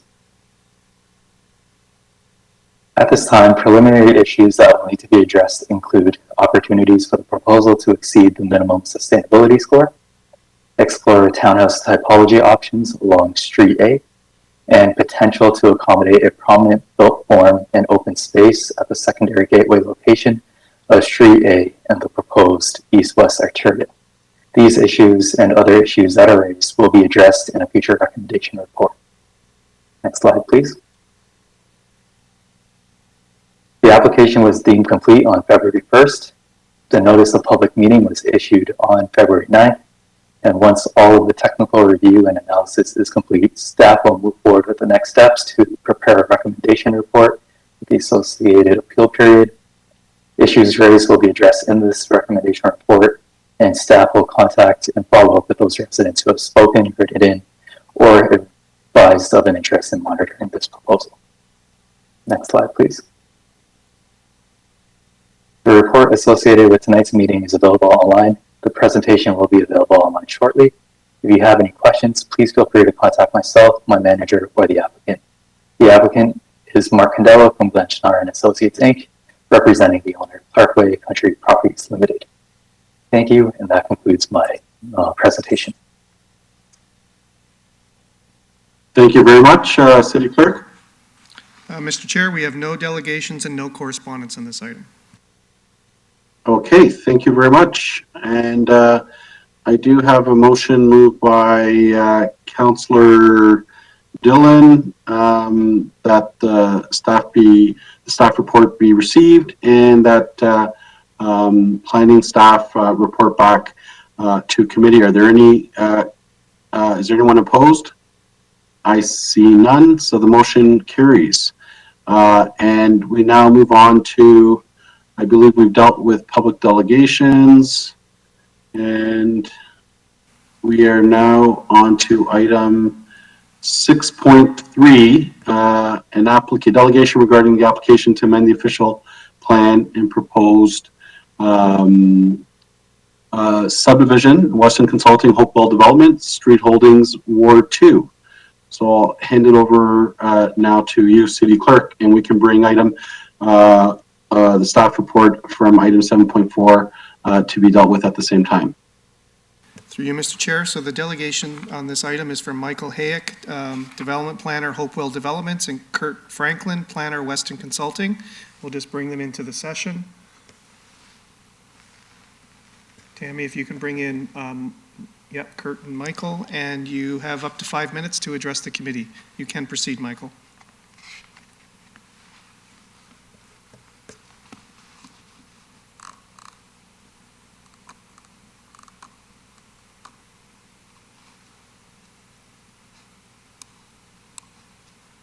So Michael, I do see your microphone is unmuted. We're just not hearing you at the moment. Can you hear me now? Yes, we can. Please proceed. Okay, great. Thank you. Good evening, Mr. Chair, members of council, and the general public and staff. I have no real comments to make other than I support the recommendations of the recommendation report. We have worked closely and collaboratively with staff to bring us here today. We are committed to clearing all draft plan and subdivision conditions and are very happy to be here today. And I'll pass it on to Kurt Franklin from Weston Consulting to make some formal comments. Great, thanks very much, Michael. I'd like to sort of echo Michael's comments. We don't have a specific presentation for tonight. We just wanted to thank city staff for all the hard work to prioritize this item and move it forward. We're here to answer any questions that council may have, and we leave it in your capable hands.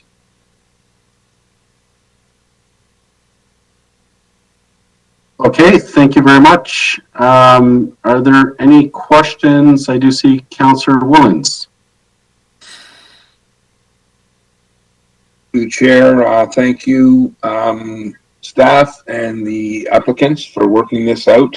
There was some concerns on the corner lot where the Petro-Canada is now from another property owner there, and I guess this is for staff, not the applicant. He's okay, everything's good. He's happy with we've been able to solve the lighted intersection there coming into the property. But for staff, I just want to make note that he does have a full access move on Sandalwood coming west into the Petro-Canada. That's an agreement that he had for 20, probably going on 30 years. That remain in effect, and then maybe we restrict both sides left into going east into the, I guess it's the warehousing to the north side of Sandalwood and into his site, but that can be done by staff at a later date. He just wants that full access remain for now. Other than that, I'm good. And thanks very much. Okay, so you're going to be moving the staff report, Councillor Woolens? Yeah, I'll move the staff report and hopefully, yep, unless Councillor Pleshy has any comments. Okay, I see no questions or comments from members of committee. So I do have a motion moved by Councillor Woolens to move the staff report and receive the delegation. Is there anyone opposed? I see none, so the motion carries. Our next item then is item 6.4, and it's city-initiated amendments to the official plan to establish and implement secondary plan area 52, Heritage Heights. And I do believe we have some correspondence and delegations, and I'll hand it over to our city clerk. Through you, Mr. Chair. So before we proceed with the delegations under the procedure bylaw, there is a staff presentation, 7.1. So I believe staff and Balram will be leading the presentation on Heritage Heights. Okay, thank you.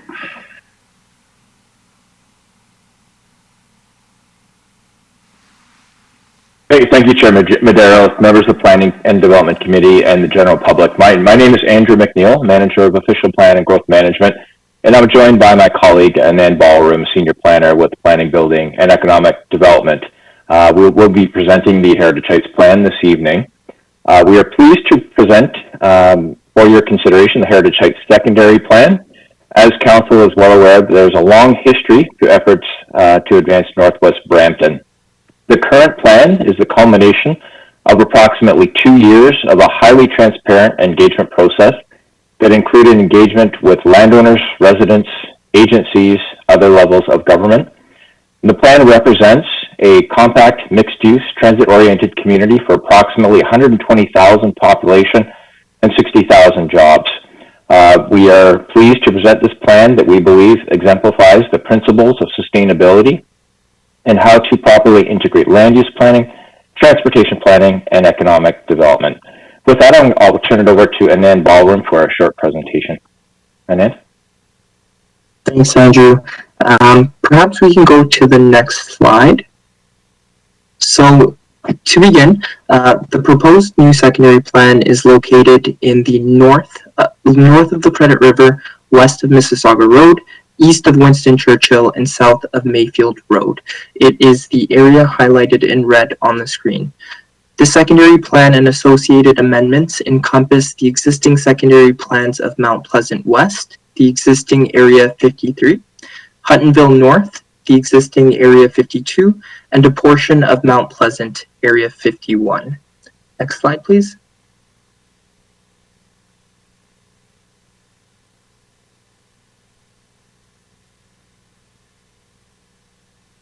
So as Andrew mentioned, there's a long turbulent history associated with secondary planning for Northwest Brampton.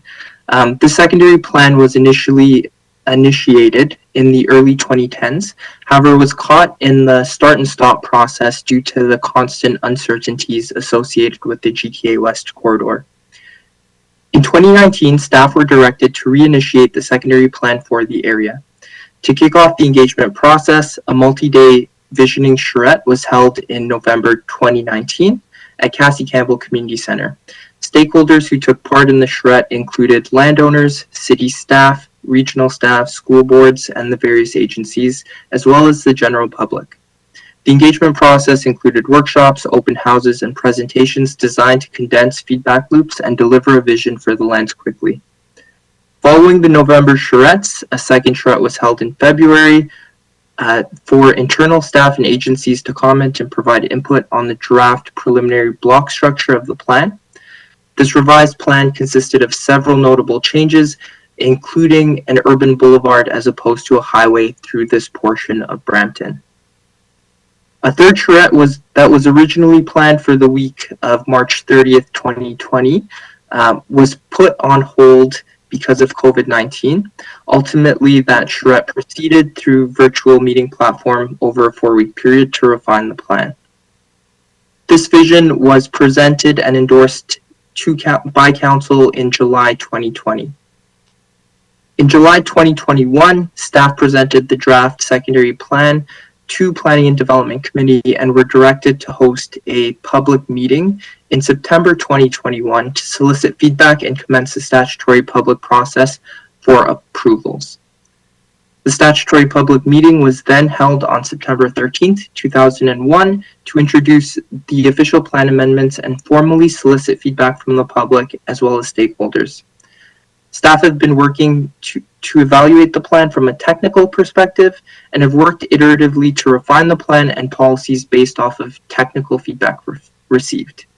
Staff also considered all of the feedback received by the public and various stakeholders and revised the materials where appropriate prior to making today's recommendation for committee's consideration. Next slide.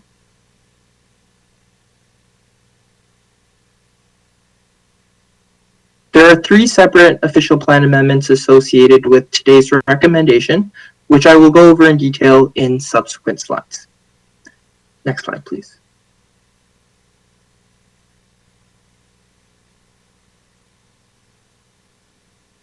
So the first proposed official plan amendment is to amend Schedule G of the city's official plan to remove the Apple Factory lands, which are currently a remnant parcel located on the northwest corner of Boulevard Drive West and Mississauga Road, from Area 52, the current Mount Pleasant West, and add them to Area 51, Mount Pleasant. Pursuant to Settlement OPA 101 before the Ontario Municipal Board, the MCN, Heathwood, and Osmington lands were removed from Huttonville North Secondary Plan, existing Area 52, and placed into Mount Pleasant Secondary Plan Area 51. That specific OPA contained policy direction for studies and preconditions for the future development of the affected lands. And as a result of this settlement, the Apple Factory lands were left as a remnant parcel, excluded from the Mount Pleasant permissions, still remaining within what we call Heritage Heights. Planning staff are recommending that these lands be removed from Area 52 and put into Area 51 to support the coordinated development of the Mount Pleasant lands within Heritage Heights. Next slide.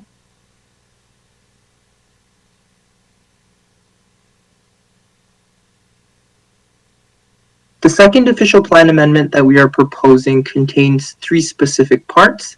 The first part is to amend Schedule G of the city's official plan to amend the secondary plan boundaries to combine Area 52, the existing Huttonville North secondary plan, as well as Area 53, the existing Mount Pleasant West secondary plan, and rename the new area as Area 52, Heritage Heights. Next slide. The second part of the second official plan is to establish a policy framework to guide the future development of Heritage Heights. The Heritage Heights areas plan to accommodate approximately 124,000 people and 43,000 jobs. The plan has been developed around 3 transit station areas predicated on an urban boulevard. The provincial growth plan sets targets requiring a minimum of 150 to 160 residents and jobs combined per hectare for areas serviced by regional mobility hubs, as well as light rail transit or bus rapid transit. Outside of higher order transit areas, the current minimum greenfield target is 50 residents and jobs combined per hectare. And the Heritage Heights secondary plan far exceeds these provincial minimums, achieving 100 persons plus jobs per hectare. These targets are reasonable, they are responsible, and they are more sustainable for the city of Brampton. The highest densities and the tallest buildings have been directed to the central major transit station area, which is proposed to be anchored potentially by Brampton's 3rd hospital, which we are protecting through this plan. The structural elements help to form the Heritage Heights Town Center, which within the greater city structure is one of 6 proposed town centers. The Heritage Heights secondary plan framework serves as a blueprint for future growth and redevelopment of the lands, collectively referred to as Heritage Heights. The secondary plan advances the vision that Council endorsed for Heritage Heights as a model, compact, mixed-use, walkable, climate-resilient community that promotes the health and well-being of residents, where businesses and culture will thrive. The Heritage Heights secondary plan creates a framework for complete communities as directed by provincial planning policy. Next slide, please. The third part of the second proposed amendment is to establish block planning areas to guide the coordinated and sequenced development within the greater secondary plan. And block plans, or what we're calling now precinct plans, assist in the coordination and the further refinement of the delivery of services and infrastructure, such as road, water, wastewater, the phasing of development, the location and configuration of streets, parks, and schools, the character, size, form of development parcels, and the layout function of open space corridors, valley lands, woodlots, and other natural features. Next slide, please. The third official plan amendment being proposed for committee's consideration today is to amend secondary plan area 51, which is Mount Pleasant secondary plan, as well as schedule 51A to include the Apple Factory lands and designate the lands as Osmington Special Policy Area Mixed Use Center, with a note added to the schedule saying refer to secondary plan area 52, Heritage Heights, for more on Special Policy Areas 2 and Osmington Mixed Use Center. The policies, of course, within the secondary plan will be amended accordingly. Staff are recommending that the Apple Factory lands be designated as such to be consistent with the development permissions of the surrounding areas, and that the policies of the Mount Pleasant secondary plan be amended to ensure that any development application submitted for any of the Mount Pleasant lands west of Mississauga Road respect the policies and intent of the Heritage Heights secondary plan. Next slide, please. So what you see on the screen right now are the steps that went into the establishment of the secondary plan. Where we are at currently is the recommendation stage, of course, for committee's consideration. Should committee approve the secondary plan and the associated amendments, it then gets ratified at council at the next meeting of council. Then the appeal period will start should anyone want to contest any aspect of the secondary plan. Next slide, please. The Heritage Heights Secondary Plan represents good planning and is reflective of a highly transparent and iterative process involving many stakeholders over the course of 2 years. And as such, staff are recommending that the proposed amendments be approved.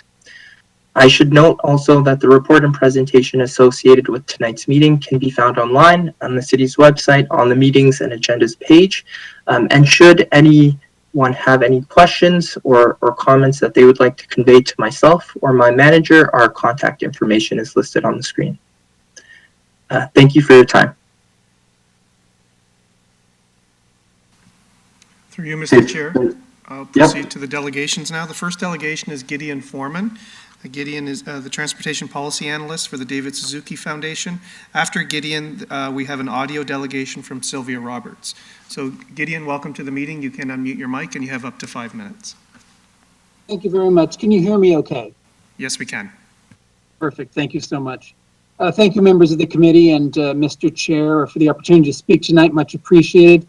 My name is Gideon Foreman, and I am a Transportation Policy Analyst of the David Suzuki Foundation. I just want to make brief remarks tonight, and I'd like to say 3 things in particular, Mr. Chair. First, I'd like to thank the staff for preparing the Heritage Heights Secondary Plan. Second, I'd like to offer our support for the vision embodied in Heritage Heights. And finally, Mr. Chair, I'd like to urge the city to publicize more robustly the benefits flowing from Heritage Heights and the harm associated with the proposed Highway 413. The city must become a vociferous opponent of 413 because if this expressway goes ahead, Mr. Chair, Heritage Heights will be plowed under. Make no mistake, the 2 visions are not compatible. We support Heritage Heights because it gives pride of place to active transportation and public transit. As the staff report makes clear, and I quote, the HHSP places the human being at the center of the planning and decision-making process and not the automobile, unquote. For too long, suburban regions were designed to facilitate the movement of cars. It is wonderful, Mr. Chair, to see Brampton challenging this orthodoxy, and staff deserve much credit for embedding the new vision in their report. As you know, the #1 source of greenhouse gases in Ontario is transportation, much of it from trucks and cars. If we're going to tackle the climate emergency, we must make it easy to leave the car at home or not have one at all, and instead walk, cycle, take the bus, or catch a train. This is what the Heritage Heights Boulevard proposal is all about. We applaud staff for suggesting that Highway 413 is the antithesis of this approach and will undermine Bramptonians' well-being.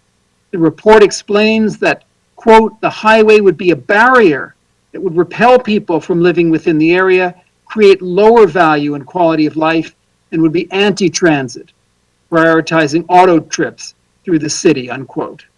Yes, exactly. Mr. Chair, staff have well articulated many of 413's drawbacks. We only ask that councillors follow staff guidance and speak out on this issue with greater frequency and fervor. Frankly, if you hope to move ahead with the Boulevard, you have to be outspoken in your opposition to 413. That means councillors doing more media interviews, writing more opinion articles, and holding more meetings with government, federal and provincial, to make the case for Heritage Heights. In conclusion, your staff have given you an excellent plan, but Heritage Heights won't become a reality and the envy of municipalities across Canada unless you raise your voice against the highway that threatens to kill it. Thank you, Mr. Chair.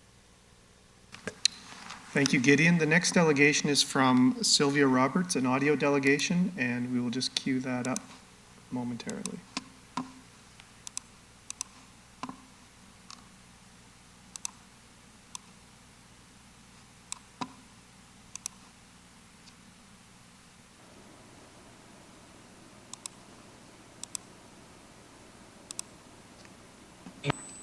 Hello, my name is Sylvia. I was at 2 of the charrettes related to Heritage Heights, and I have a number of concerns with the proposed Heritage Heights secondary plan.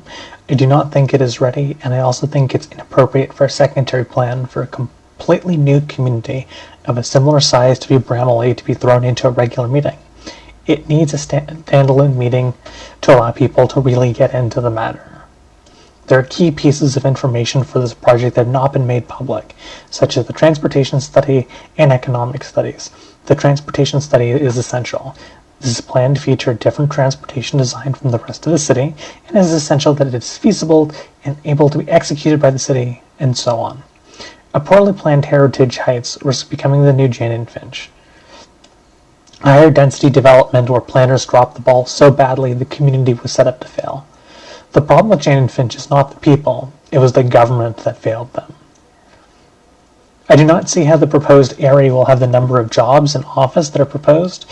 We had an office study showing Heritage Heights was a poor location for major office development due to the location at the fringe of the GTA, which are irremediable due to its physical location. Since that study, the issue has gotten worse. Data and computation have improved. And now the catchment area, the drive time analysis, will not just be bad at a 30-minute commute. It'll be far worse at the 45-minute commute. When that office study was done, the planning for catchment areas was outside of rush hour, but now with pervasive usage of things like Google Maps. Analysts will also be able to consider the rush hour commute time, which is likely to be horrendous given the population density proposed and the poor transportation connections. While the situation for drivers is going to be poor, this could be very much remedied with robust public transit. This is not present in the documents of the community. The transit proposed seemed okay, yes, for a suburban area, but wholly unsuitable for the density proposed. As such, that component needs a major rework. The connection to the rest of the city are quite weak. Is it intended to be a suburb of Toronto within city limits of Brampton, with people commuting to downtown Toronto based on the GO connection? The GO service proposed in GO expansion and Kitchener expansion are wholly insufficient for it to be an integrated part of Brampton using the Kitchener line, which means the connection to the rest of the city needs to be planned to be based on Brampton Transit Service. We need to be planning for Boulevard to have a high-frequency, median-running BRT, which will be essential to connect Heritage Heights to the rest of the city. We also need to be talking with the town of Halton Hills now about connecting Georgetown to Heritage Heights and Mount Pleasant for the present, and the rest of Brampton by municipal bus service. Halton Hills is expected to add 60,000 people by 2051, and with the opposition to expanding the designated greenfield area in Halton, that means Georgetown is going to explode in population. There are going to need to be major transportation links, either by car or by transit. If we do it by transit, we can integrate Georgetown into Brampton's transportation system and turn it into a suburb of Brampton. The way transit is supposed to work on the Grand Boulevard is still unclear. It shows BRT on it. Shows Zoom on it. Yep, where is it supposed to start? And where is it supposed to stop? The boulevard is so wide that there are urban trenched interstate freeways that even counting roads on each side are narrower than what the city is proposing. The amount of traffic on the boulevard is going to produce a lot of pollution, even with electrification, because these days most pollution from cars is from tires and brakes. Electric vehicles are heavier, so they have more tire and brake emissions for stuff like particulate matter, which are particularly bad for human health. Something like a trenched freeway would honestly probably be better because it would be below grade. It would help contain the pollution, and if designed to be capped from the get-go, is quite feasible to be capped in the future for the MTO. A cut-and-cover highway would fulfill the interests of the MTO in providing a freeway, one of these big sticking points for the Grand Boulevard, and also the capping would mean there'd be significantly reduced negative impact on the surrounding community. You effectively wouldn't see a major roadway there. Please refer the secondary plan back to staff. It's not fit for approval as is. It needs additional work. The transportation studies and transportation master plan need to be made public, and the economic report from Watson needs a review by a specialized firm like Cushman & Wakefield, who did the previous office study. Mr. Chair, that concludes the delegations. Just for committee's information, there is a number of pieces of correspondence identified under 11.3 related to this item. Thank you very much. So I do see members of the committee on the board, and I believe the first one is Councillor Plushy. Thank you very much, Mr. Chair. I'd love to take this opportunity right now to say it's been a long road, 7 years in the making. We've gone through countless numbers of studies, countless hours of specialists providing their opinion and their comments. And I have to take this opportunity to say that our staff have done a remarkable job. When you have other municipalities across the country calling and finding out information about how we're doing this secondary plan, it's redefining what secondary plans should look like with public consultation. Even in COVID, our staff took the opportunity to get information out, to take information in. So to Anand, Andrew, Bob, and Richard, Alan, everybody, the whole team, you've done a remarkable job in this secondary plan. It truly makes me proud to be one of the board of directors to support this here today and to finally say to the province, this is what we want, this is what we deserve, a boulevard and an activity rate that is better than any other activity rate in the city of Brampton. I'm happy to move receipt of the delegations and move a motion to support this secondary plan. Thank you, Mr. Chair. Thank you. So I do have a motion by Councillor Plushy to move the report and receive the delegations. Councillor Wons, you're next on the board. Yeah, thank you. Can you hear me okay? Yes, we can. Can you hear me okay? Yeah? Okay, good. Thank you. Through you, Chair. Yeah. Thank you. Thank you for the delegations for coming out.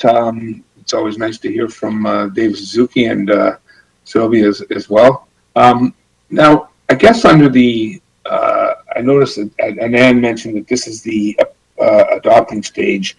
And I'm just curious about under the appeal part. Since the 413, they haven't specifically put a nailed an actual route for the 413. The province is, don't get me wrong, I support the Boulevard 100%, but I'm just looking at from the appeals part.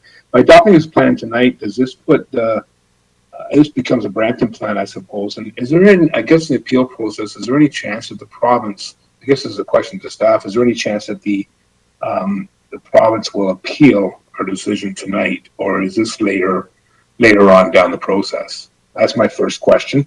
If staff want to answer now, they can answer that. I got just a couple of quick questions.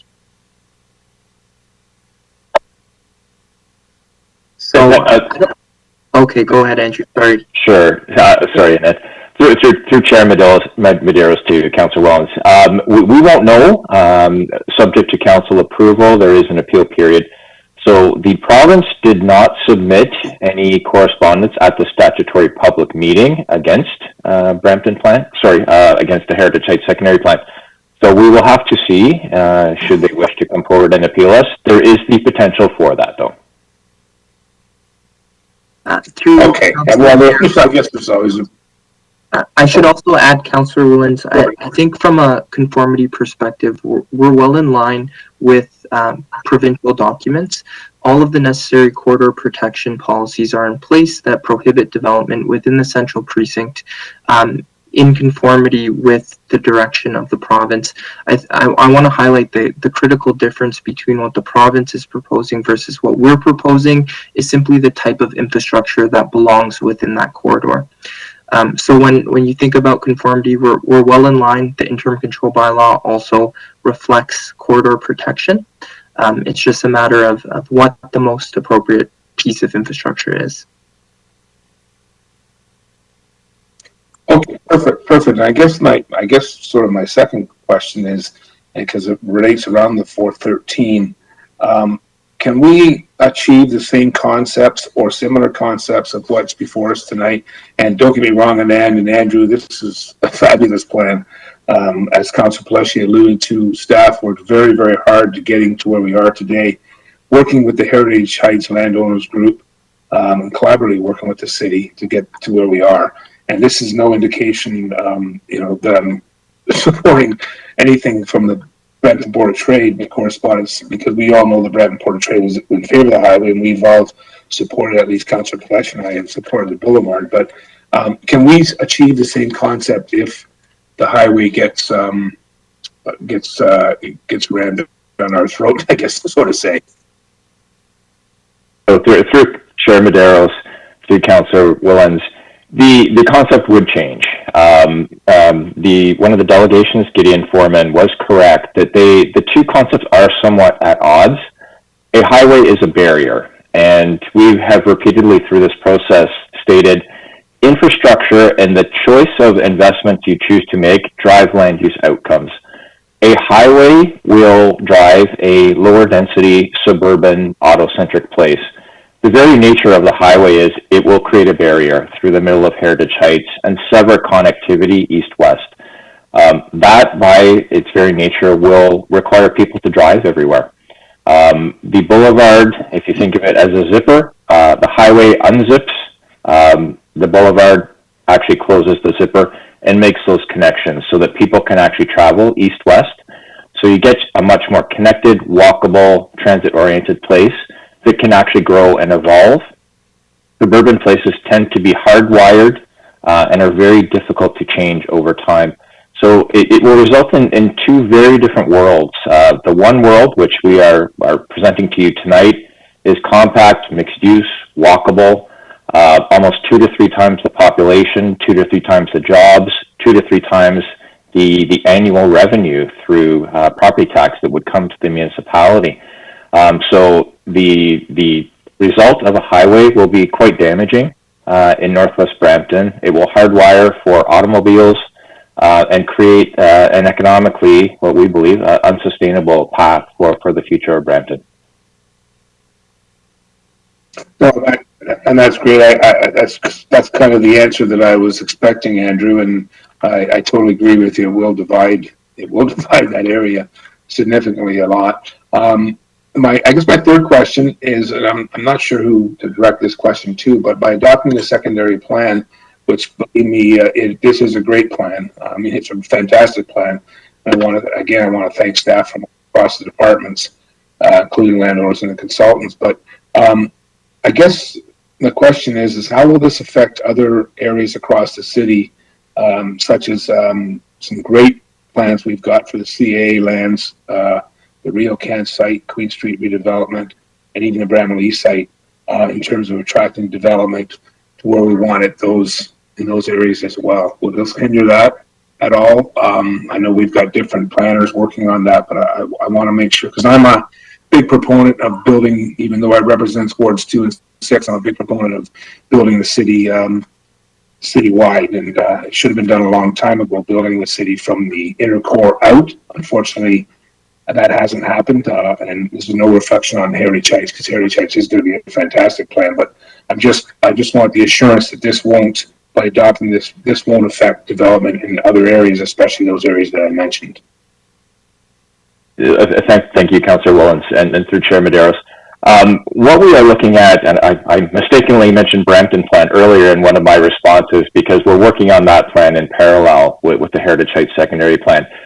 Through Brampton plan, which is the new official plan that we will be sharing with Council shortly, we're looking strategically at how to allocate growth across the city.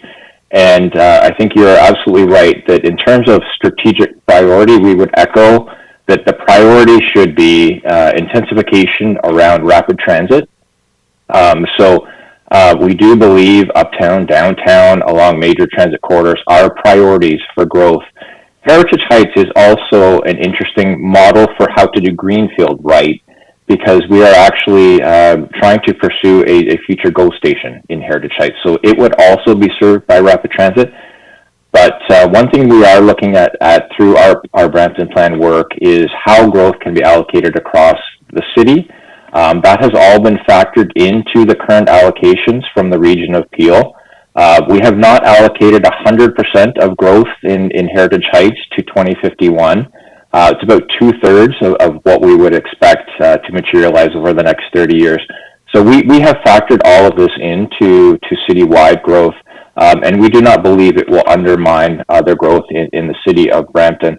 And we have been assured by the region of Peel, should Heritage Heights and other areas go gangbusters over the next few decades, which we hope it will, there's no cap on Brampton. So the only thing that Heritage Heights would potentially do is impact absorption rates. But whether or not a highway comes or a boulevard comes, that situation would still occur. The product that you will find in uptown, downtown, etc., is primarily vertical product, apartments, condos, etc., where Heritage Heights has a mix. So we think that issue will be fine. And council long ago made the decision to bring Heritage Heights into the urban boundary. So that was going to happen at some point. But just to echo, there is no cap on Brampton. If we exceed our allocation, we simply monitor it and we'll work with the region of Peel to ensure that proper servicing and infrastructure is there to serve it over time. I hope that answers your question. Yeah, that does. That's great to hear, because there's a lot of landowners along the older areas along the Queen Street corridor and other areas of Brampton that have had some difficulties and challenges developing their land and whatnot. But no, that's good to hear, Andrew, and thank you. And my final question, I guess, is in regards to one of the correspondence that came in from the Minister of Energy and the IESO, the Independent Electrical Systems Operators, in regards to the transmission corridor. I know that they've had examples of the transmission of electricity along the transit corridors, and it's worked successful, but I know that they've mentioned that each one should be specified individually and evaluated individually.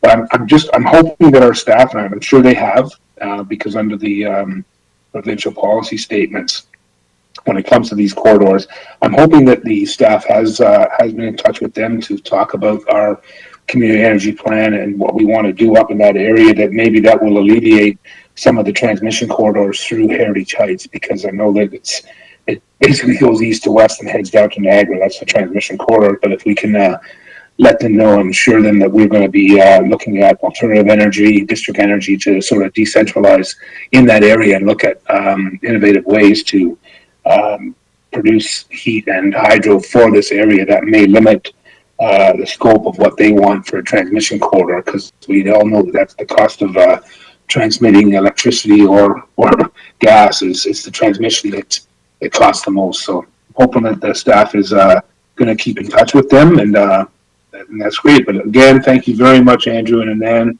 and city staff and all the landowners and those that are involved as Councillor Palachi alluded to, over the last 7 or 8 years or several years, and since this concept was brought forward, you guys have done a great job. And I don't think Councillor Palachi was right. I don't think we've seen such a comprehensive secondary plan in too many municipalities. So once again, thank you very much, and I'll wait for other speakers. So thank you again. Thank you very much, Councillor Mullins. Councillor Fortini. Yeah, thank you, Mr. Chair, and thank you to staff. It's about time we finally brought this forward, but I'd like to get it right. And I was kind of concerned what Sylvia said about our transit and some other stuff that he mentioned. To Andrew, will the MTO challenge us on a legal since the province is going ahead with this highway? Through Councillor Medeiros to Councillor Fortini, I don't want to speculate at this point in time what the province may or may not do. Subject to council approval, there is an appeal period. If they do proceed to challenge us, we would brief council in camera about what the situation would look like and what it would entail. So doing all this, will they throw the numbers off because I know at the region, they're more worried about service, infrastructure, and I don't think so. That was supported there. This is the same thing that happened in Caledon. So where will we stand if we prove this now?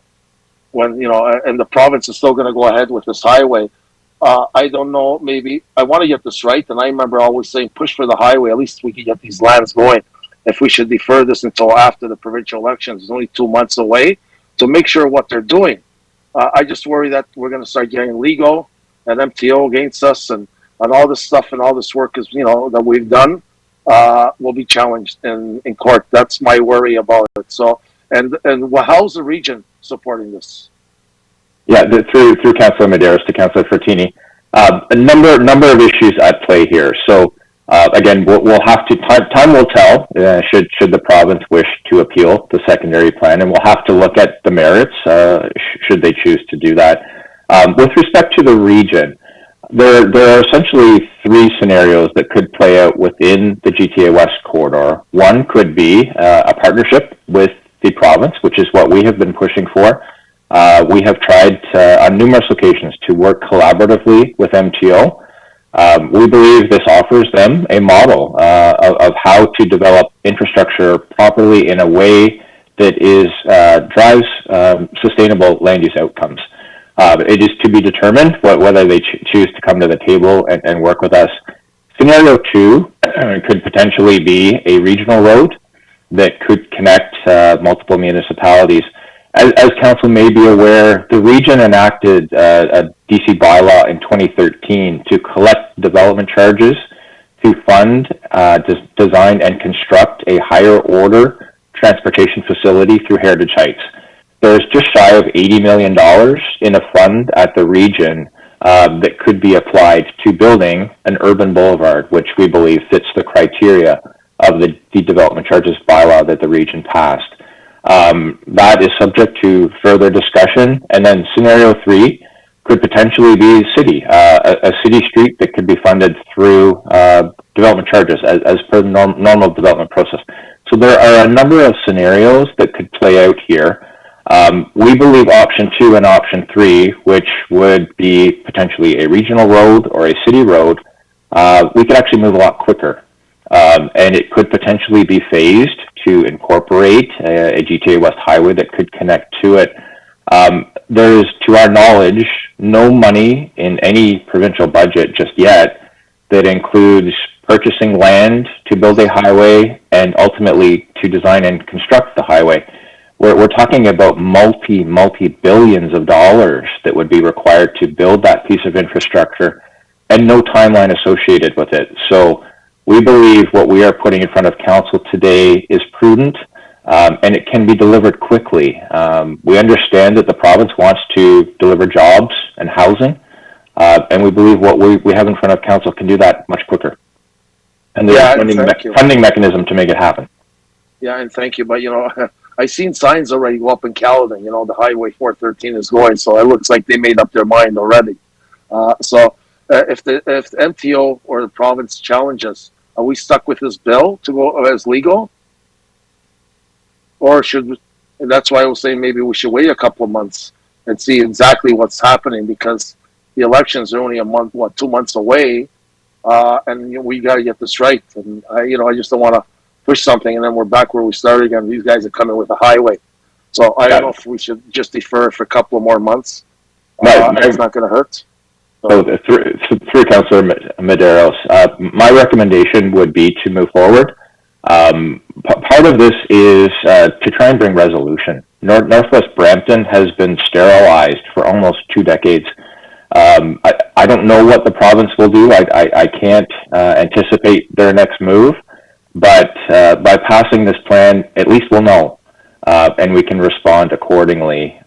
So to delay just for the sake of a provincial election, when we've got the plan complete and we're ready to go, my recommendation would be to move forward, and we have a strong case. Even if the province appealed us, staff are quite comfortable defending our position and defending Brampton's position should council wish us to do that. Okay, good. But it's not going to take the numbers like Councillor Wellen said in other parts of the city. That's not, we don't have the numbers, am I correct for that? The regional growth allocation has already factored in just shy of 80,000 population for Heritage Heights to 2051. So they did not factor in full build out, but that's already part of the allocation numbers. That includes allocation for the rest of the city. So that does not change anything pertaining to our allocation currently.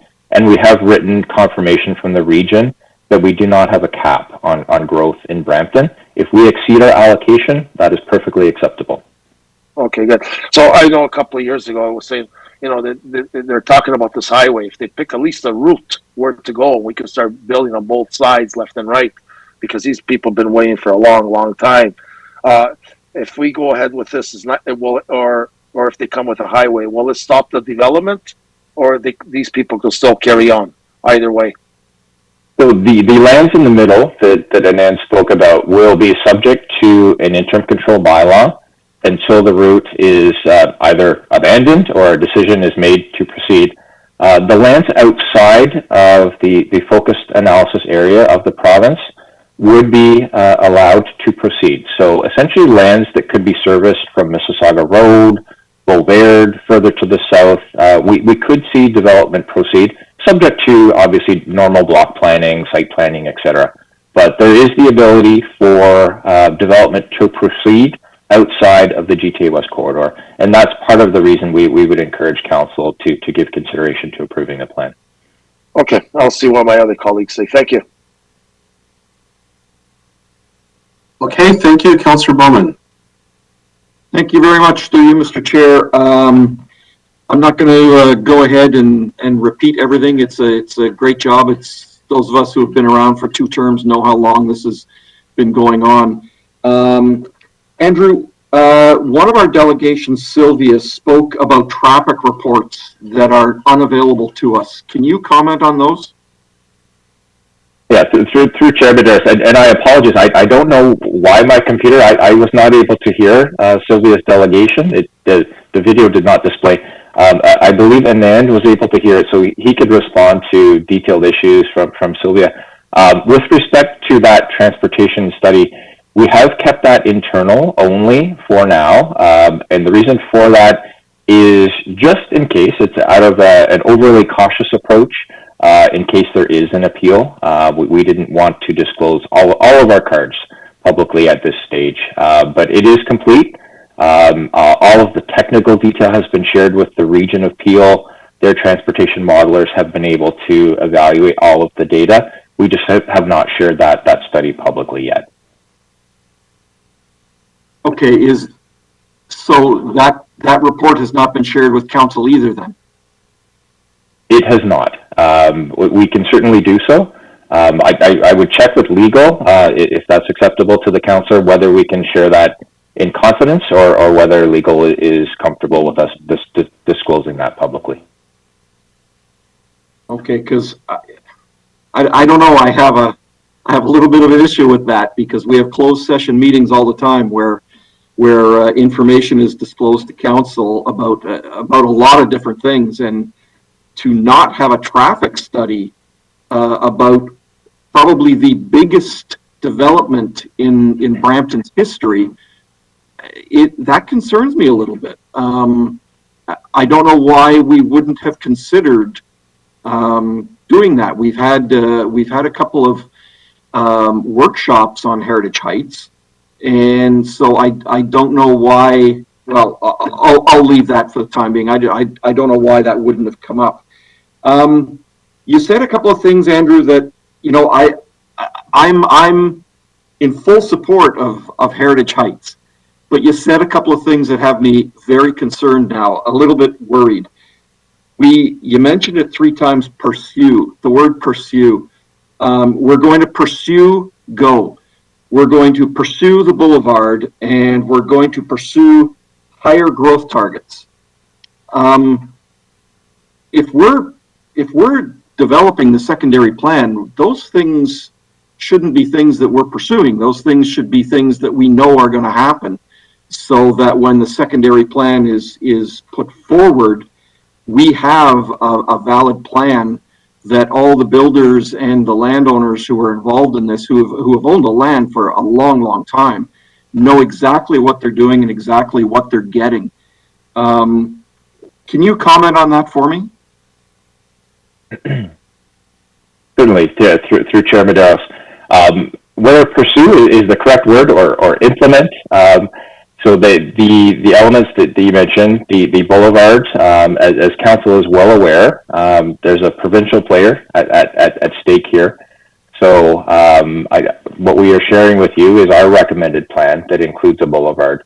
I use the word pursue simply because there is a province out there that is currently showing a different vision for a highway.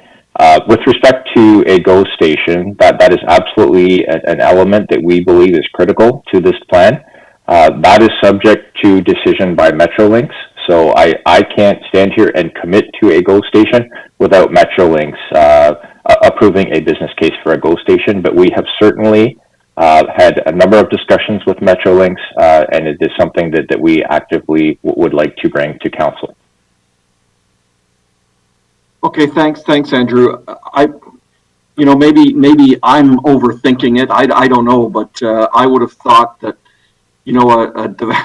like this is going to change Brampton. This is absolutely historical, and there seems to be some pieces of this puzzle missing to me, unfortunately. I would have thought GO would have been jumping at the opportunity to get in on this. If this isn't, scheduled till 2051, I would think they should be thinking that far out as well. But the only other question I had was you commented, or Anand did, I'm not sure, on Gideon, I think his name was Gideon, yes.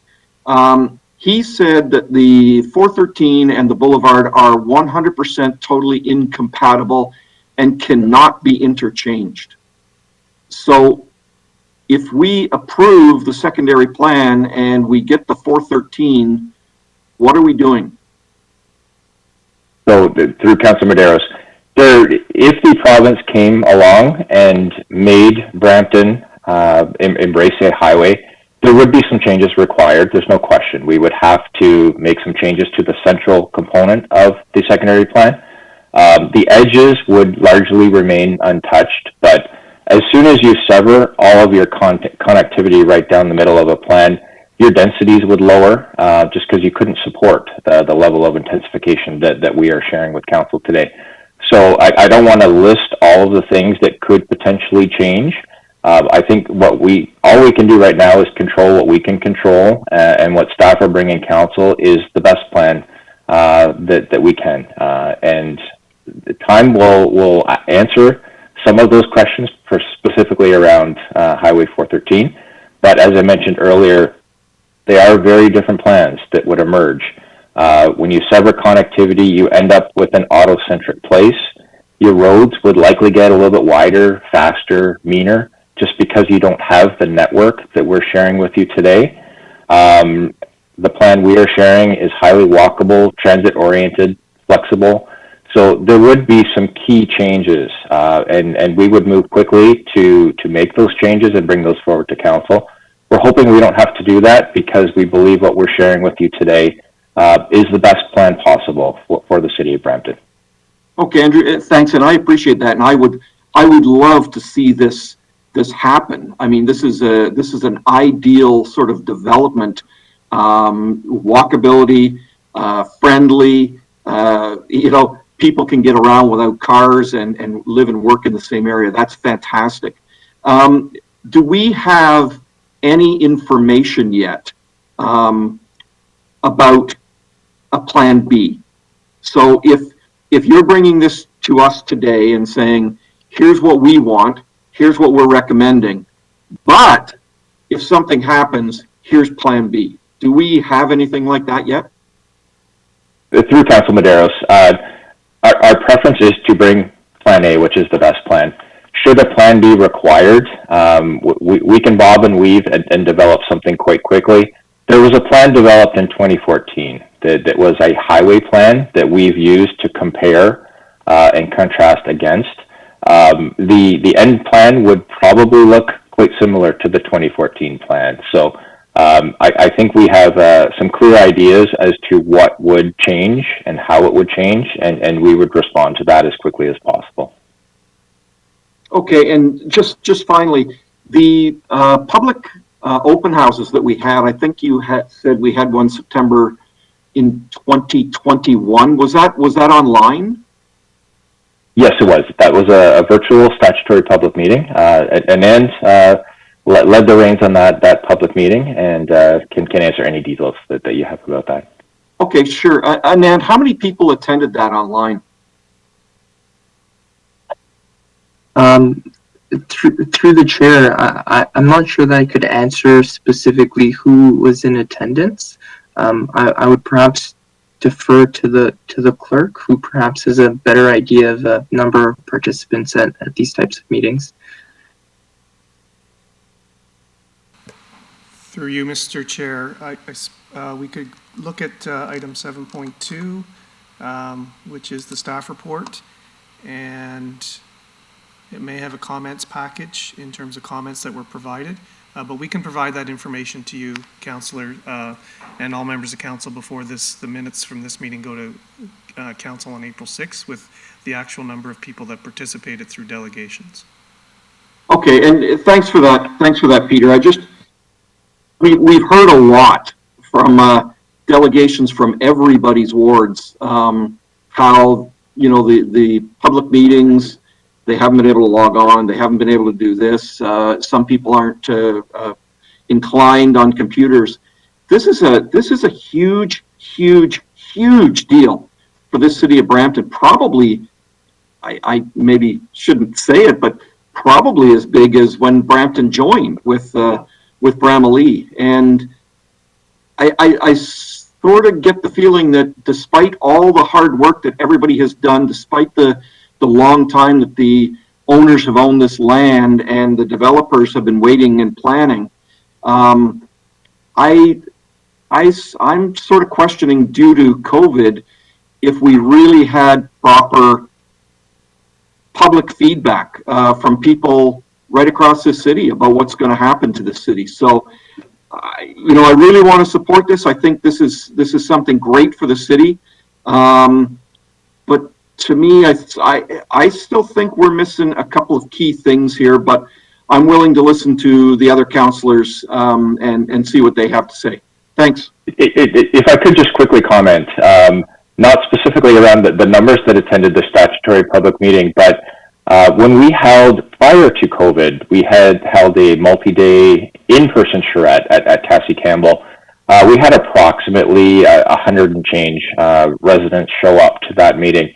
Throughout our virtual charrette, we well exceeded that number, 100 to 200 every session we had. So what we have found, not only through the Heritage Heights process, but actually through our Brampton planning process, every virtual session has either equaled or surpassed all of our previous in-person meetings. So I just wanted to share that with members of council, but we could actually look up the detailed numbers of attendees at the statutory public meeting. I just don't have that number handy, but I just wanted to share that virtual meetings have not impacted our ability to connect with the community. I should also note, through the chair, we have a distribution list of interested stakeholders, interested residents, landowners, and various agencies, totaling upwards of 200 people, all of whom either have signed up to be notified of milestones associated with this project, or they're simply interested in how things will unfold, which is quite large for any type of planning process. We also leveraged a lot of the distribution lists from various projects, such as the Brampton 2040 Vision, the Nurture Neighborhoods project. So public engagement specific to this project was fairly comprehensive. And of course, we abided by the statutory requirements set out by the Planning Act to provide appropriate notices through newspaper, online, etc. Thanks, and then if I can just clarify one thing as well. Does your contact list or your interested parties or your stakeholders include what the Brampton Board of Trade, what Todd Letts was saying, were hundreds of businesses as well? Well, perhaps I can jump in through Councilor Medeiros. We had a number of sessions with the Brampton Board of Trade where they had industry representatives attend. We spent a lot of time talking through the issues, listening carefully to Todd Letts and others from Brampton Board of Trade. We explained why we thought this approach was the best approach possible for Brampton. So we understand clearly the position from Brampton Board of Trade. The simple reality is, on a number of aspects, staff are not in agreement with the position that has been taken. And we strongly recommend what we're putting in front of council today. Thanks, Andrew, and I appreciate that. There's going to be a diversity of opinion on the 413 either way, whether it's for goods movement or whether it's for people movement or transportation. So I don't have any issue with that. So thanks very much. Okay, thank you very much. Our next speaker, Councillor Woolens. Thank you, through the chair. And sorry, Andrew, in terms of the correspondence from the Ministry of Energy and the IESO, I can't remember if you said you'd get back to council on any other correspondence or any discussions you have in terms of the transmission corridor for the hydro through that area. I can't remember. I just want to make sure that staff is well aware of, maybe work with our environmental guys and our engineering to emphasize the fact that we are looking at our decentralizing energy up in the Heritage Heights. I can't remember. Sorry if you said you'd be back in touch with us. Yeah, so I can respond to that right now through Council Medeiros. We've had a number of discussions with IESO about the transmission facility that they're looking to protect for in Heritage Heights. They are well in advance of when they would need a facility. So they're thinking long term and simply trying to reserve a corridor that they could potentially go through. We have shared with them the community energy plan, the approach that we're thinking of taking, and Anand has been leading the community energy planning for Heritage Heights. We will be bringing that shortly forward to to planning committee, so we can update you on all of the elements, the things that we're recommending, pursuing, things like district energy, geothermal, etc. We do feel that Heritage Heights is ideally suited for that type of approach. We have conveyed to IESO that perhaps could change some of their more conventional assumptions on how to plan for energy transmission. So they are quite keen to receive the outcomes of that study. We want to share that with council prior to sharing it with them. The other thing that we have been chatting with IESO about, to date, they have somewhat been joined at the hip with the highway and are simply going along with the 400 series highway, similar to the 403 through downtown Mississauga, where you have a 10-lane highway with the transmission corridor and then rear-lotted single-family homes. That really is the vision from the province. And what we have tried to emphasize through our discussions is that we don't think that is the most prudent path for Brampton. Perhaps we can accommodate their needs with a more urban solution. And that could be potentially going underground with transmission lines, which can be costly. But I know Caledon has made that request through certain areas of their city. In addition, in the Boulevard, where the higher order transit corridor is proposed, we could also look at urban high-mast poles that could accommodate what they're looking for without sterilizing large tracts of land for those large gray towers that you see in suburban areas. So to summarize, a lot of the thinking coming from the province related to transportation and energy is very suburban in nature. And we're trying to get them to think more urban so that we can actually be more respectful of the land and actually get more development and more revenue and create a better community. So we have had many discussions with IESO and have agreed that we will continue the dialogue. They have a consultant on board that is looking at the potential design of their facility. So we've requested to meet with them and explore how they could deliver a more urban solution. So we look forward to continuing that dialogue, and they, quite frankly, have been quite receptive to engaging with us.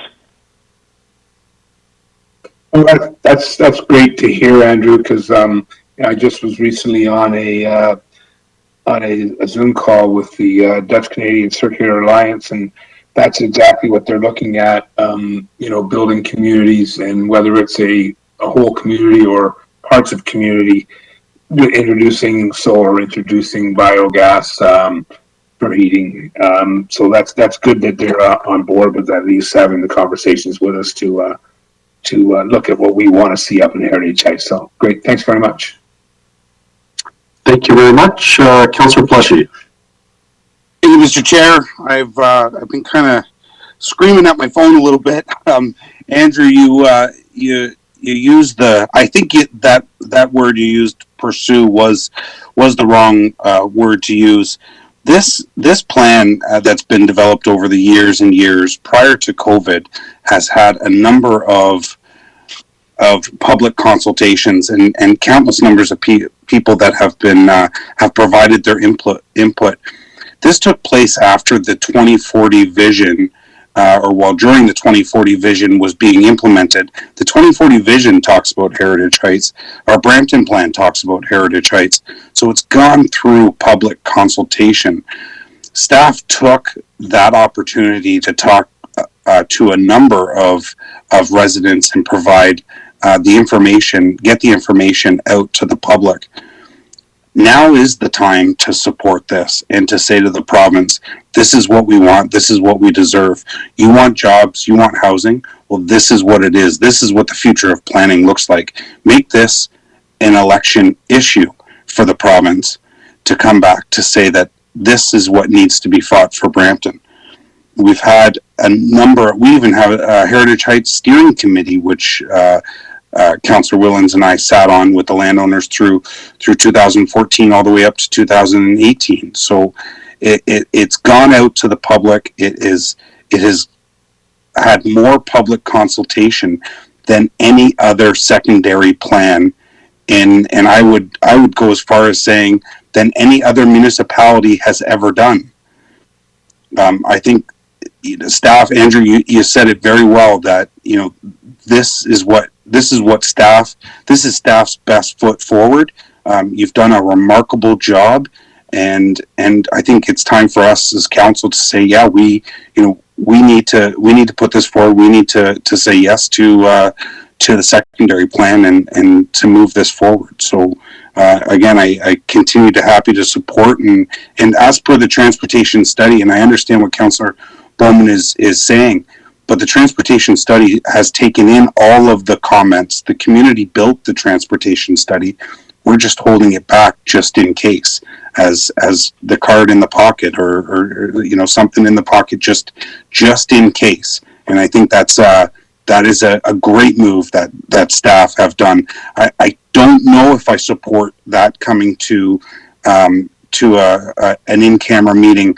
I would support maybe staff reaching out to each member of council and walking each member of council through that transportation study and answering any questions that councillors would have. I would just hate for some of that information to get out to the public and us to not have the best opportunity to fight what we deserve and what we need and what is clearly said by the community. So I haven't heard any negative. I've heard one negative comment about Heritage Heights, but you talk to anybody that has been involved with it from the beginning, this is the best plan that they've ever seen the city of Brampton put forward or any other municipality. So again, I commend staff on the work that they've done. It's remarkable how much effort, time that you've put into developing this plan that everybody has gotten a hold of and truly supports. Thank you, Mr. Chair. Thank you. Councillor, I see you're next, Councillor Fortini, but Councillor Williams hasn't spoken. Do you mind if I go to her first? Absolutely. Councillor Williams, go ahead. Thank you, Chair. So I'm listening, and I want to thank you, Andrew. This plan and the work that's gone into this plan has been so extensive and so thorough. And I'm excited by the plan, but at the same time, I'm just feeling a bit, perplexed and discouraged because I know we are at the mercy of the province. So if we were to say to the province, we want this, we want to see a boulevard, this is what we want for Brampton, but the province is saying, we're building a highway to move goods and services, to ensure that people are not spending extra time sitting idle in our highways that we have. We need to increase our infrastructure. We need to build this highway. What does that mean for all of the people involved if we say this is what we want and the province is saying, well, so sorry, this is what we're going with. We're going with the 413, it's a highway. What are the implications? Because I know Councillor Fortini touched on it a little bit around the lawsuits and potential liabilities. If we were to get taken to court, how long and how much are we going to be spending trying to fight something that the province is saying, we have good reason to put a highway in, that's what we're going? That's my question. Sure, through Chair Medeiros, and these are all excellent questions. Let me start by saying we have had dozens and dozens of meetings with the Ministry of Transportation about Heritage Heights, about Urban Boulevard versus Highway. And in every meeting we have had, we consistently keep asking the same question.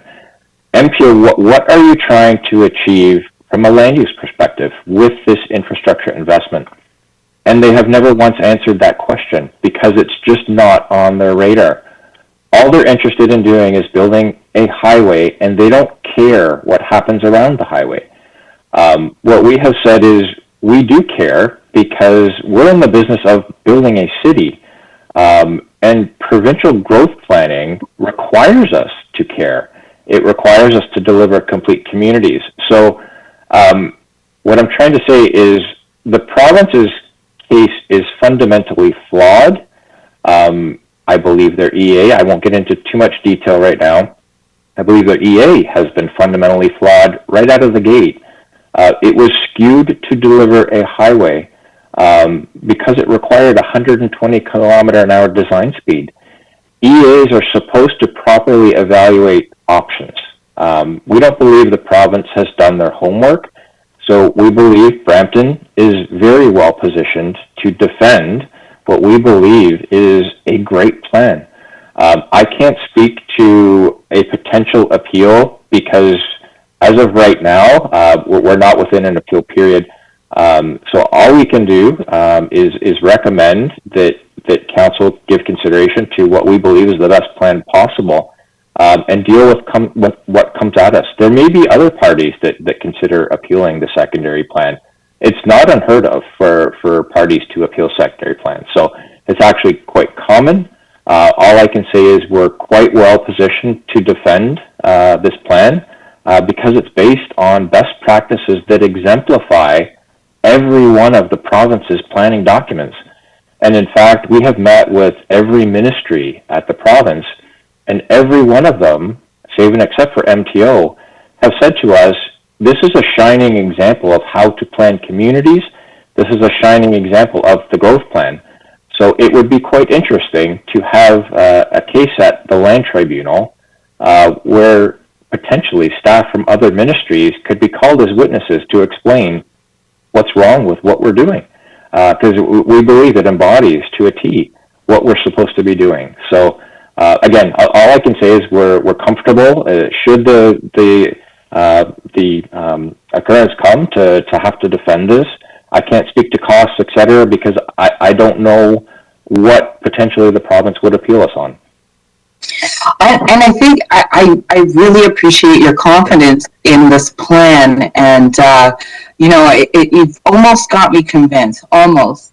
But I think about our taxpayers who are still impacted by the limited infrastructure that we have right now, and getting stuck in traffic for quite a while. And we know idling cars and a lot of traffic does create impacts to our environment. And when the province is saying we want to build this highway to address some of these issues, to get things moving, even if their EA isn't as comprehensive and as thorough as you say, if they're trying to deliver and make people get home faster and move goods and services faster at 120 kilometers an hour, I don't know if we're going to be able to convince them of that. And our passion and desire to want to fight this, we're sacrificing a lot of taxpayers' dollars through litigation in order to do that. And so I'm excited by an idea like this, but I'm also moving very cautiously because I know there could be implications to this. There could be implications to taxpayers, implications to our relationship with the province, and also just promising something that we might not actually be able to deliver. It's a great plan, it's a great idea, but it might not be deliverable because it's not in line with what the province is trying to deliver the taxpayers of Brampton. And I guess my last question before I leave is when you look at the highway, because it's going across the northern side, is Caledon proposing a boulevard as well, or are they just going through with the highway? Through Chair Medeiros, I can't speak to what Caledon Council is supporting. I know we have spoken numerous meetings with both staff at Council and staff at the region. We have explained that what we are putting forward, we believe would be a smart approach for Caledon to also embrace. There's nothing wrong with having high-speed roads that connect urban places. And we think this is a great model that perhaps Caledon could give some thought to. The challenge, and I'll share with you, MTO staff have admitted to us that highways don't belong in urban places. They're incompatible. That's coming from MTO staff. What we have said is highways are appropriate to connect urban places. They shouldn't go through urban places. So I'll leave it at that because I don't want to speculate as to what Caledon may or may not do. All we can say is we have shared what we believe would be some interesting things for Caledon to give consideration to. Because when you also think about impact to taxpayers, we've demonstrated through our economic impact assessment of this plan, there's a $200 million annual revenue difference in the two scenarios. So that is money that will flow to the city and region in perpetuity that would be compromised by a highway. That's something for Caledon to give some thought to. And I don't think Caledon has really given a lot of thought to the land use implications of the highway and what it means to their ultimate tax base and annual revenue. So we're a little ahead of Caledon. So hopefully they can take what we're doing and perhaps influence the direction that they're heading. Well, thank you for that. And I think it'd be interesting to know, because I think because of what you say, highways don't belong in urban places. This is an area that hasn't been developed, and right now we're looking to develop around a highway, and so I also question what the impacts are for the rest of the city, because right now we're building a city around a highway, or actually no, it's not a highway, it's a boulevard, when we have areas within our city that still need to develop. So I'm going to listen to what other councillors have to say, but I'm really moving cautiously, because I really don't like us moving in the direction of having to litigate something that isn't in line with the province's vision in the first place. And you know, it almost feels like we're gassing people up for something that they're going to be disappointed in the results when, you know, a full other plan is coming forward. And if we're trying to put a highway in an urban place that isn't urban yet, are we putting the cart before the horse? So I'm going to leave it at that, and I think there's other people after me. Thank you, through the chair. Thank you very much. Councillor Fortini. Yeah, thank you. Andrew, you said that you have a plan B, move pretty quickly. How quickly is quickly if the province is not, we're doing the highway? I wouldn't want to speculate in front of council right now. I think all we can control is what we have in front of you today. We can react to anything that comes at us. We've delivered this plan relatively quickly as well. So I think if we need to change direction, staff will give it our utmost energy to do so as quickly as possible, because we know we have a landowner group that's frustrated. They want to get on with things here. So we're attempting to do that. Again, the actions of the province we can't control today. So I would be speculating, but should the need arise, we would come forward to council immediately thereafter and outline what those steps could look like and timelines to deliver it. Yeah, and Councillor Williams mentioned about the lawsuit, so I understand you. We don't know the figure, and that's why I worry about too. My other thing is too legal. Is there a reason why we couldn't have the traffic part of this report?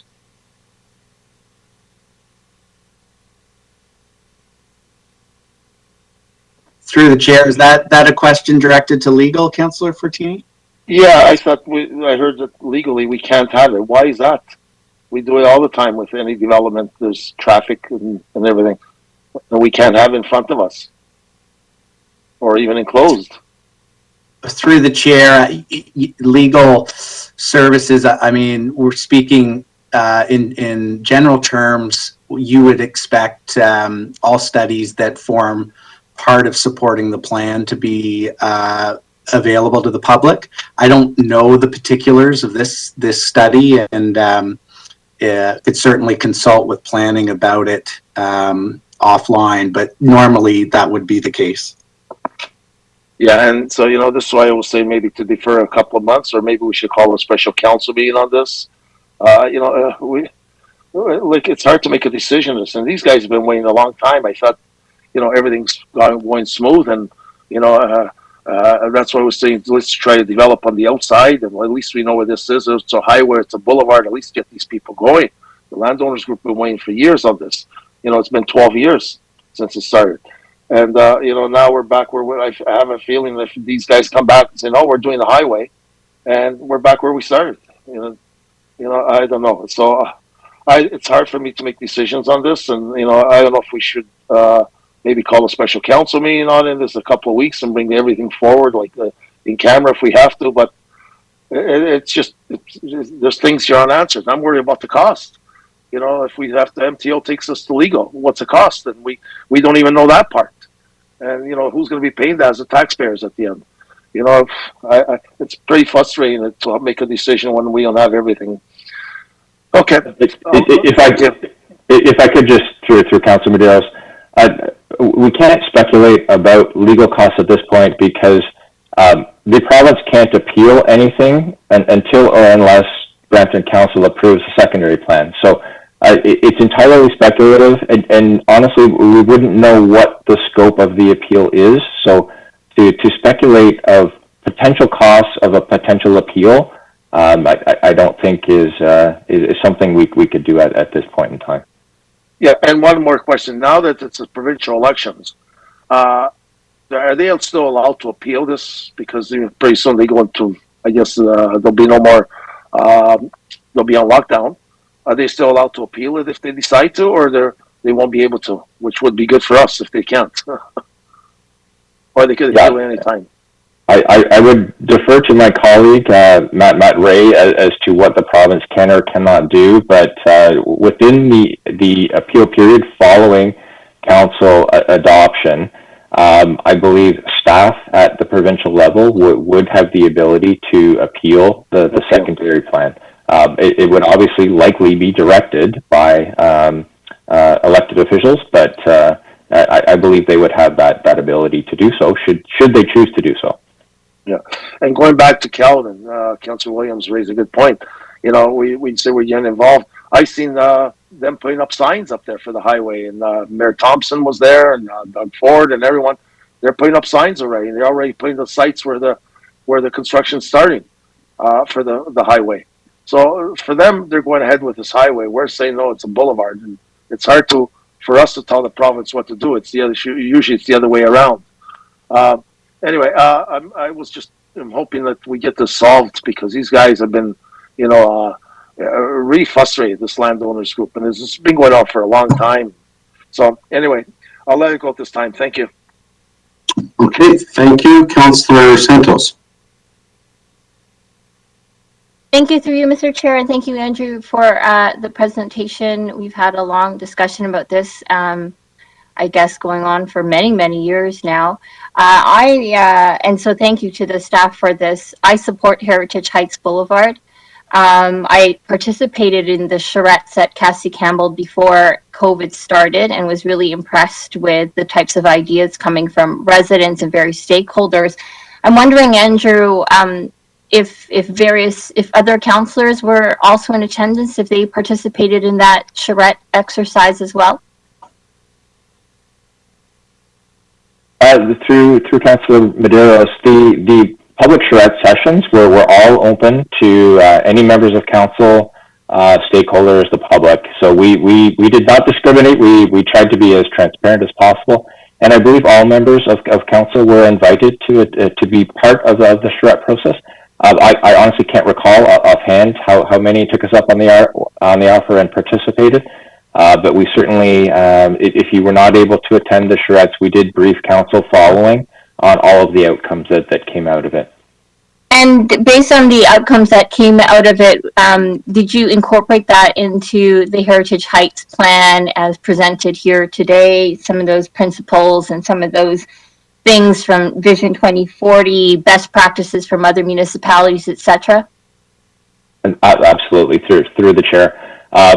In my opinion, and further to Councillor Peleshi's point earlier, I believe what we have done here is probably one of the most extensive and transparent public engagement processes to build a secondary plan.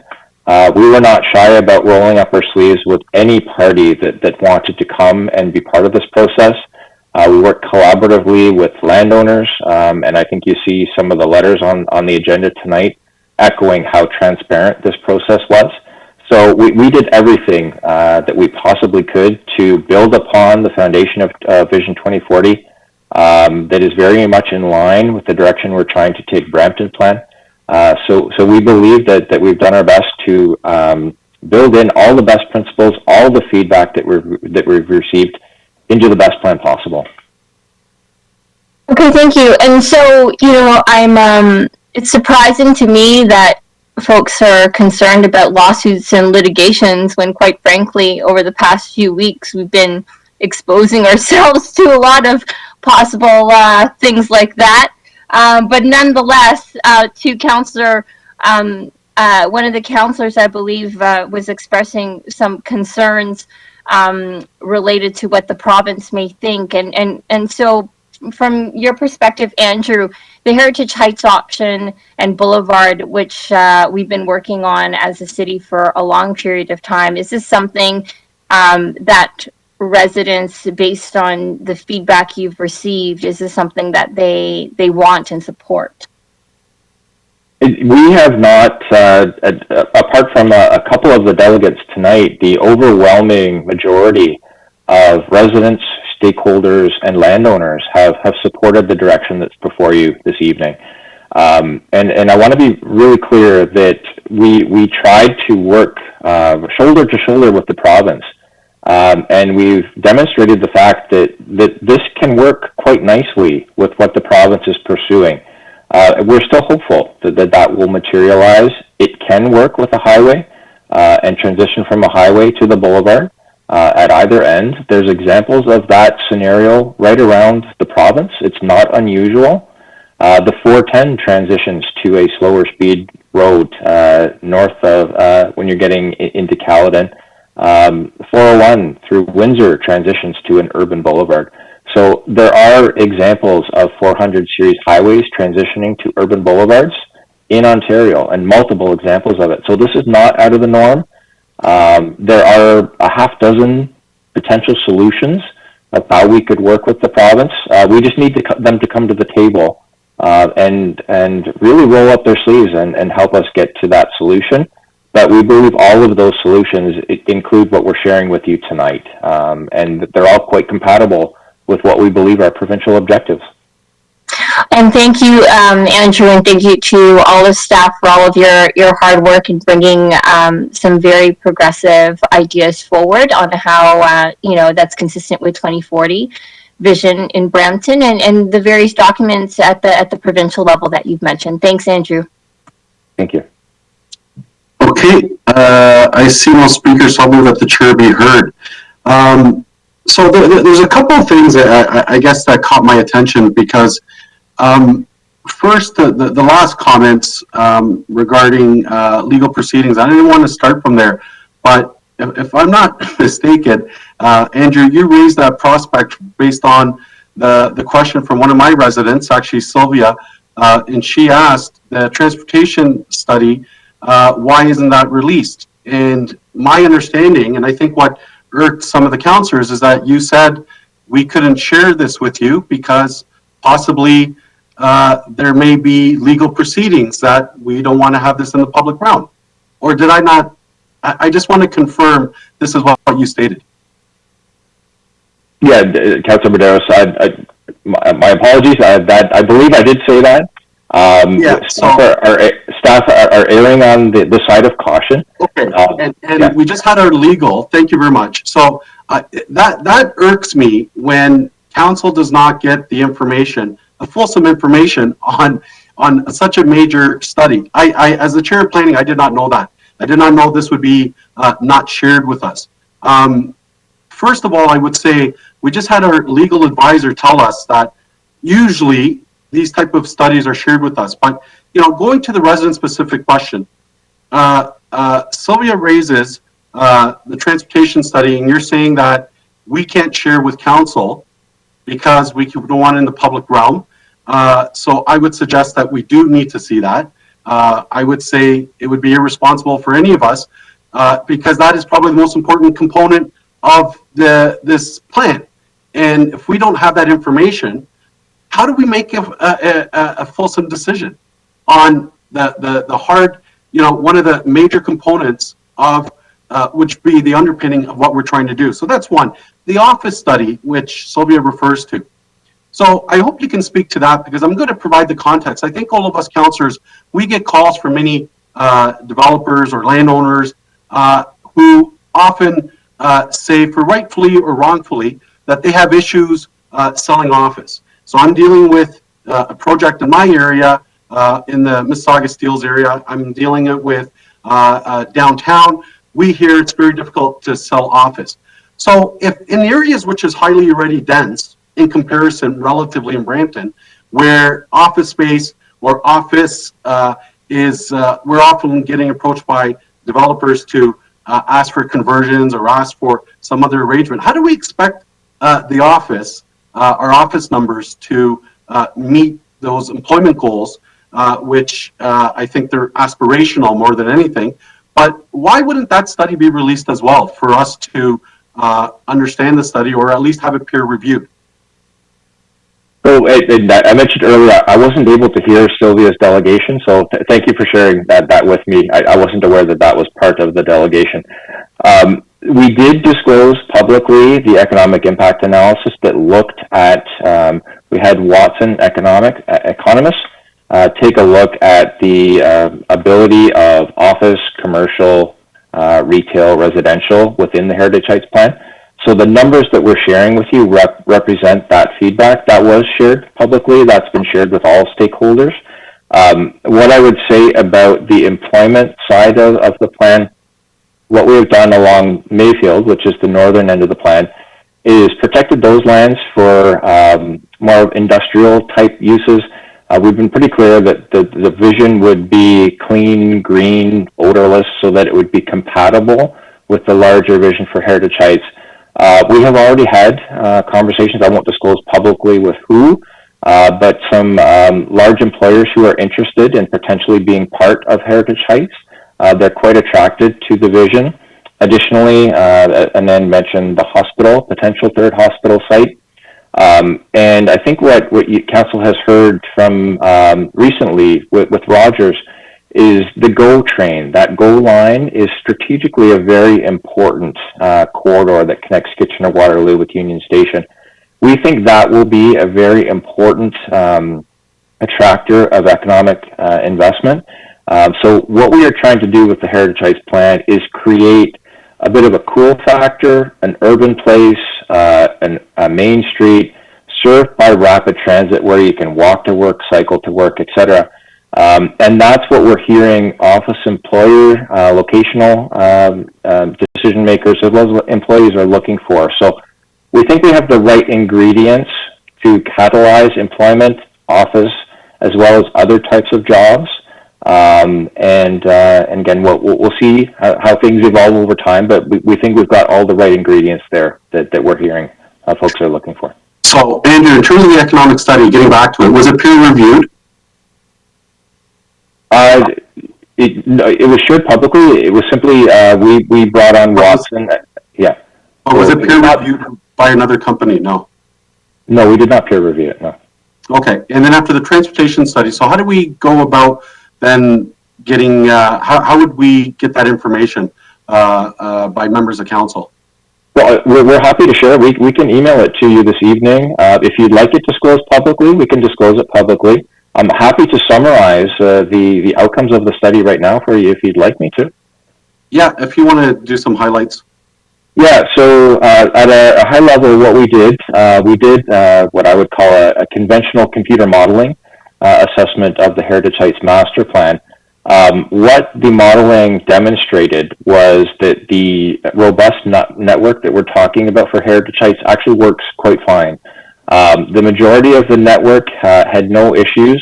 The only issues that we were encountering were on Boulevard and a small section of Mississauga Road. And the reason we were encountering those, it was two reasons. Number one, the issue on Mississauga Road was caused by the sparse network that exists outside of Heritage Heights. The issue on Boulevard was a point that we've shared with council numerous times. We were deliberately trying to constrain east-west traffic to Halton because we were concerned about Norval. In our meetings with our neighbors to the west, they're really concerned about traffic on Boulevard overwhelming Norval. So we deliberately constrained Boulevard, and the region of Peel is interested in widening Boulevard. Those were the only two pinch points. Other than that, the modeling worked quite well. We did make some assumptions about what would happen north and south of the urban boulevard. We recommended that it be a little bit smaller highway that could connect urban Heritage Heights with nodes in Caledon. But the modeling actually worked quite well. I mean, apart from that, we assumed much higher than average modal splits than you would conventionally find in Brampton. That's the result of a future GO station in Heritage Heights. So we assumed 30% modal split. We actually believe that the reality will be much higher as this community comes online because it's been very deliberately designed. Everyone in this community is within a 10-minute bicycle ride of the GO station. So we used very conservative assumptions around modal split, internal capture, and what would ultimately play out in Heritage Heights. And the conclusion of the transportation study is that it works just fine. The challenge will be a 400 series highway. And I want to be clear, there's nothing out there today. It's farm fields. So we can determine what this looks like in the future, not only in Brampton, but also in Caledon. And we have concerns if a 10-lane 400 series highway was to dump all of that traffic into an urban place. So we made some assumptions that the highway would be a little bit smaller and actually be a contextually appropriate highway. And we think that's a prudent thing. Again, there are models for that MTO has built in other communities in Southern Ontario, and we've had dialogue about that with them. But overall, to summarize, the transportation study showed that Heritage Heights actually works quite well. The network outperforms the majority of Brampton because there is a very robust network. Hopefully that helps.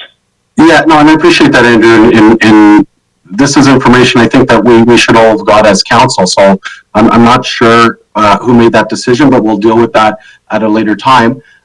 Regarding that comment that you just made, the assumption that the highway is going to be, let's say for lack of a better term, would fit well into our plan. So if it's going to be your traditional 400 series, then we got a problem. And my understanding, the Premier has said, even in open ed, he's not changing one iota of what is proposed for 13. So chances are, and I appreciate MTO employees said that, you know, oh, we agree with this or we don't agree with a highway. I don't think the premier or this government, if they're reelected, and again, we have an election 2 months, what is the planning rationale, or what is the rationale not to wait 2 months for us to have, I guess, I would say certainty to where the highway is actually going to go, if it's the same government, because we know the other two parties have said that they would nix what the 413 is, and then we don't have any of this, and I'm sure there's great information that we've done and that we can apply to future model, but the fact, I guess what councillors referred to as the fact that we don't have a plan B, and we're putting all our eggs in this basket, where I would suggest is probably not prudent based on what we're seeing, polling numbers and what seems to be where direction's going, but I could be wrong. I'm just a voter and a resident like everyone else. But explain to me why we wouldn't wait a couple more months. Like and I heard one of the councillors says, well, this is a good wedge issue for an election. Well, they've been very firm. They're not changing. He just produced an open ed. The government of the day is not changing one iota. So what your advice to council is that we pass the secondary plan, and then you've told us that you're withholding information because if it gets to public realm, we don't know what might happen. And then we have the premier, who is the premier, who said that he's not changing anything. So why would we not wait for a couple months? And why is that advice to council? You know, in my mind, as a betting guy, I would say just wait a couple months, and then we can all know with certainty what's going to happen. Why would we want to do this in this manner? And I appreciate there's the political aspect, but I guess from staff recommendation, why technically from a planning perspective, we would want to do this and not wait for certainty and understand what we're dealing with. Yeah, thank you, Councilor Medeiros, and it's an excellent question. And in some respects, we're at the will of council. Council, tell us what you would like to do. Throughout this process, we've been very transparent to bring forward the plan as it evolved, and we've sought direction. Did you wish us to proceed in that direction? And we have consistently been given that direction to proceed.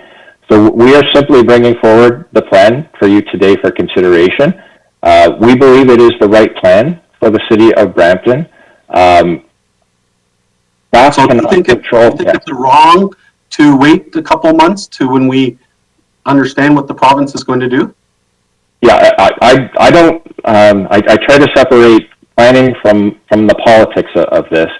The staff's from recommendation. From a planning perspective, you would suggest it would be prudent to wait a couple months from a planning perspective, because then we know what to plan for. In my recommendation, my recommendation would be to proceed.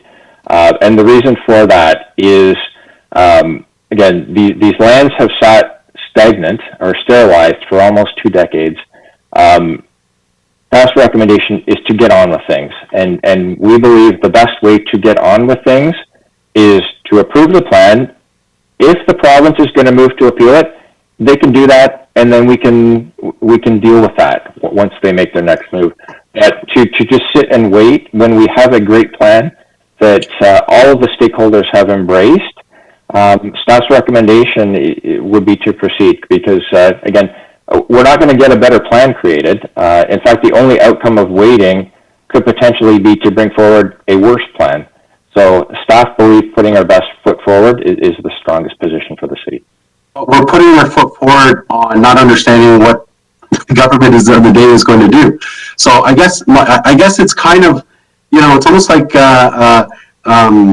you know, we're basically gambling that, you know, this plan, and this is a great plan. Listen, we hit all the major targets, everything we've said at this council. It sounds great. Listen, I have no problem.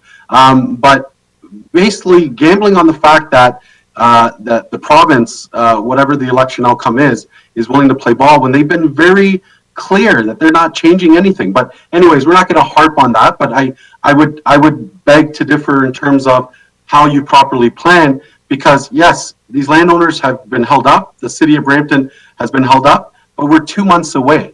It's not like if you told me we're 2 years out, I understand, but we're 2 months out. 2 months out to have to deal with a lot of issues that if we wait 2 months. So in 2 months, I would love for you to have to whatever happens, come back, if we do approve this, and if there are proceedings and all this, I want all staff to come back and then have to tell me, well, the cost, what's the cost, and all the impacts that we're going to have, because maybe we didn't gamble. If we would have maybe waited those couple months, we'd have more surety. But that's a different issue. My last issue is regarding the region. So it's great that regional staff said that there's no cap. And I know from conversations on the Caledon issue, that seems to be, some of the issues that we have regarding, populations and numbers. And what you're telling me is that, that's fine with the population that we've added. We're only going to be adding a little bit more because the Heritage Heights factor is already incorporated. And that's great. And not debating that.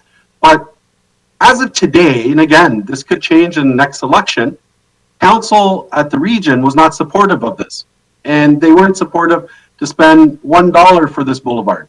Things could change, and this definitely could change. And so the question is not the problem of adding the numbers. Obviously, adding the population targets for us to, I would have sort of developers who are developing in Queensford or my neck of the woods, they might beg to differ on what it's trying to achieve. But in terms of the infrastructure, in terms of who's paying for it, so you did touch upon that. So if you could just walk me through the steps. We approve this.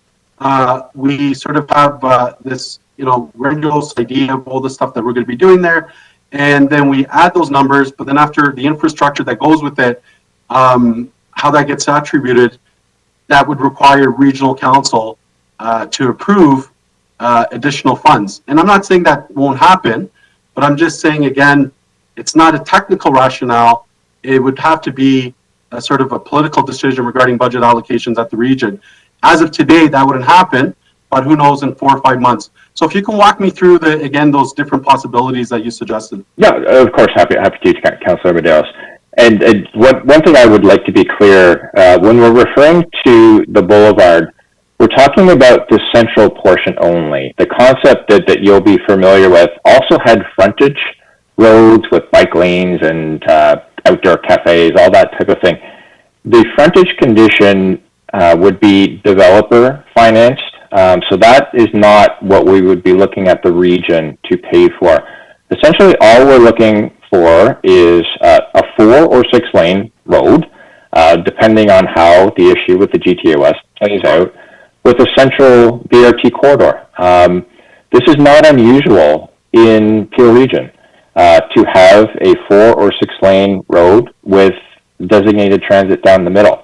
The region is participating in those discussions in Mississauga and Brampton. So we're puzzled as to why this is so different from what the region is used to building, because it's not different. It's very similar to what they're used to building. And they already have a fund of just shy of $80 million that they've collected to go towards this infrastructure facility. So if the regional councillors do not wish to spend regional dollars in the city of Brampton beyond what has already been spent, again, that's beyond staff's ability to influence. I think that's a political decision. And I think Mississauga has been pretty clear that they don't want regional dollars spent in Brampton or Caledon. So, but again, that's not an issue we can control. All we can say is there are 3 possibilities. One is it's a provincial facility that the municipality may maintain. That would actually be prudent. The second option is a regional facility, no different from any other regional road that's been built, except it could potentially have rapid transit down the middle. But again, it's nothing unusual, and there's already a fund in place. So if they do not wish to proceed, I guess the question would be, what happens to that $80 million? Do they return it to the developers that contributed to it? Does the money get transferred to the city of Brampton? I think there's a discussion we would need to have with the finance departments from both municipalities to understand what happens to all that money that's already been collected. And then the third option would be the city could build it as a public street and use development charges. But in either scenario 2 or 3, there is a practical financial tool, development charges, that we could use to get on with this and build it. And it could transition over time into what the province would look to build. Because again, I would reiterate, to my knowledge, we've asked MTO staff, they have not been able to share with us one nickel that has been allocated to build a highway, to acquire land and build a highway. So the highway, although it may seem like it's coming quick, it may take decades to actually materialize, which could actually hold up development in Brampton and Caledon, whereas we have the funding mechanism to actually develop a piece of infrastructure that can unlock these lands really quickly. So I hope that answers your question. Yeah, but it does raise others, but I won't belabor the point. I guess the issue is, yeah, not one nickel's been attributed, but the government, again, if it is the government, regardless how long it takes, if it is the party in question, they will proceed with what they proceed with, and we're back to basically square one. So the fact that we don't have plan B. But again, yeah, I think you've raised some good points. I think there are some other questions I still sort of have, and I do respect that there might be some more additional information, because I think all of us want to support this plan. I think it's a great plan. I think there's some great aspirational goals, great vision for this. Where I'm a little bit concerned with is the lack of hard data and I guess pragmatical sort of understandings of what the current context is. And that's why if we were to discuss this in 2 months, there's more information that we have and we understand this more. If not, then I think what we're sort of lining up ourselves to do is really put a great plan forward. I guess use this as a wedge issue or election issue with I guess the government, and then after incur whatever I guess comes from legal proceedings. And do we know if there are legal proceedings, where's those funds are going to be coming from? Is it from? I think staff were going to look into it. Would it be funded through DCs, or is it funded through the tax base? How does that work? Yeah, again, I don't want to speculate about what may happen. We did check with our finance department. All of the studies that go into the creation of the secondary plan, we've been told are DC eligible, so we can recover all of those costs. We have been told that legal fees are not DC eligible, so that would come from a separate fund that we would have to come back and brief council on. Okay, thank you very much. I see, I guess, no further speakers, so I do have, I think, Councillor Palashi, you were moving the report? Yes, thank you, Mr. Chair. Okay. It is being moved by Councillor Palashi. Is there anyone opposed? Okay, I see none. So the report, the motion carries. Our next item of business is delegation. Are we on item 6.5, City Clerk? Through you, Mr. Chair, 6.5 was dealt with under statutory public meeting item, so we're on 6.6. Okay, so we'll hand it over to 6.6, and we have a delegation, I believe. Through you, Mr. Chair, yes, we did have a delegation from Steve Pomeroy from McMaster University. Unfortunately, Steve had to leave the meeting because of the hour and I believe other commitments, so he is not present at the moment. So committee can either decide to proceed with this item or committee could refer it or defer it to a future meeting. Those are options that are available to committee. I don't know if planning staff wish to comment on this.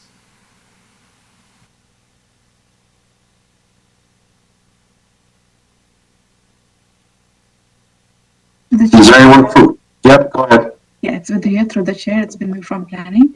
I cannot comment, but we may take that under consideration. It's an information related to one of our reports on the agenda today. So, yeah. Okay, thank you. So I guess we'll, So through you, Mr. Chair, perhaps if committee wishes, they could still deal with the report, as Bindu mentioned, 7.7. The recommendations from today's meeting will still go to City Council on April 6th, and the delegation is free to register to delegate at that meeting if they so choose. okay, that's a prudent approach then. Do we have any questions from members of the committee? Okay, I see none. So, Councillor Fortini, are you happy to move the report? Or I believe Housing Affordability Task Force report. So I'm fine. I'm fine to move it. Okay, so a motion moved by Councillor Fortini. Is there anyone opposed? I see none. Motion carries. We are now on to. Through you, Mr. Chair, the next item is 7.3, the item held by Councillor Fortini on city-initiated zoning bylaw amendment for enclosed utility trailers. Great, Councillor Fortini. Yeah, and thank you. And I know we touched on it today. You know, I'm kind of worried about these enclosed trailers. You know, staff on the report, I think maybe we should get all the complaints that we have and send them out, and that way they kind of have records. I know I got 3 complaints this weekend alone. And then, like I said, I'm okay with these boat trailers or a camping trailer coming on a Sunday, they got to clean it. But when we start putting these enclosed trailers, some of these driveways are very tight. It's going to have a big impact from people to back out of their driveways. And, you know, you start getting these landscaping people, and they're going to start having all the smell and diesel and gas in there. Like, we can't turn these residential and for people to use as a yard, you know, like I have to pay rent for mine, and it's not right to have these in people's driveways. So I will, on the report, you know, I cannot support something having these trailers. I don't mind having a pop-up camping trailer or these little boats, but anything bigger, we're going to just open a can of worms, and then sooner or later, you're going to get these dump trailers and having machines inside and little backhoes and bobcat. So I cannot support something like this, and it's not right for residents. We get complaints of these all the time. I just got one on the weekend here for an enclosed trailer, and 2 of them for another trailer, another one for one of these school buses that the guy turned the school bus and collecting scrap. So, and then we're just sending bylaws running around. So that's my suggestion. So I like to keep everything the way it is. We get complaints, we send staff or our bylaws or property standards if we have to, but to continue with from boat trailers, also pop-up trailers. Now we're getting into these enclosed construction trailers. Some of these things have 3 wheels or 2 wheels on each side. They could be up to 20 feet, you know, and they have 4-wheelers inside, all kinds of machinery. So thank you. Thank you very much, Councillor Fortini. So, in terms of, are we moving this report now? Actually, Mr. Chair, maybe you know who could comment on this is maybe before we could bring this back is our bylaw or property standards. See how many complaints they get and how they feel about it. Because you know they're the ones running around, and we get the complaints all the time. You want to refer this back to staff? Yeah, and let them come and talk about it, because you know a lot of times we have you get a big trailer or something, people collecting scrap, or these school buses or anything parked in a driveway. The property standard goes over by law. We have to give them 21 days. Then we got to go back again. They remove it. A month later, the file is closed and they start the process all over again. These are the same people over and over. So, you know, we can't keep doing this back and forth, going over and sending. At the end, they're just running around, and it's costing us taxpayers money running these guys around. And it makes us look bad that we're not doing our job, because we have this legislation. You got to give them 21 days. So I'd like to hear from our property standards what they think about this, and do they have enough manpower to run around, because until now they've just been running around saying they don't. So to have something like this, I cannot support it. So I like maybe to send it back and let our property standards come and talk on this too, and see how many complaints they received last year on stuff like this. And now we're allowing it. So these complaints are, at the end, is going to be our complaints. Okay, so we have a referral moved by Councillor Fortini back to staff for, you would like to hear delegations, or you would like our bylaw staff to be able to delegate or speak? Yes. Or property standards Yes. staff? Yeah, and I'd like to know, I'd like to have a report, how many complaints we received last year on trailers and oversized vehicles in driveways with them.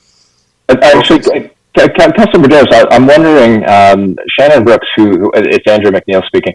Shannon Brooks, who authored the report, actually did communicate with that group. But would you like her to provide some of that background? And I would echo that staff do have some similar concerns that Councilor Fortini has expressed. But we're happy to give you some of that background if you'd like right now.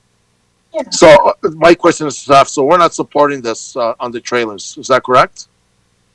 Yeah. So staff are recommending being cautious. We've had the request to bring this forward. However, we are a little reluctant to recommend doing this for a lot of the reasons that you've mentioned, Councilor Fortini. And that's why our recommendation was to engage in an online survey just to gauge how the public would feel about this, because we do have some reservations. But Shannon Brooks has talked with zoning, bylaw, and has a lot of the technical background that you may be interested in hearing. So we're at your disposal if you'd like us to share some of that.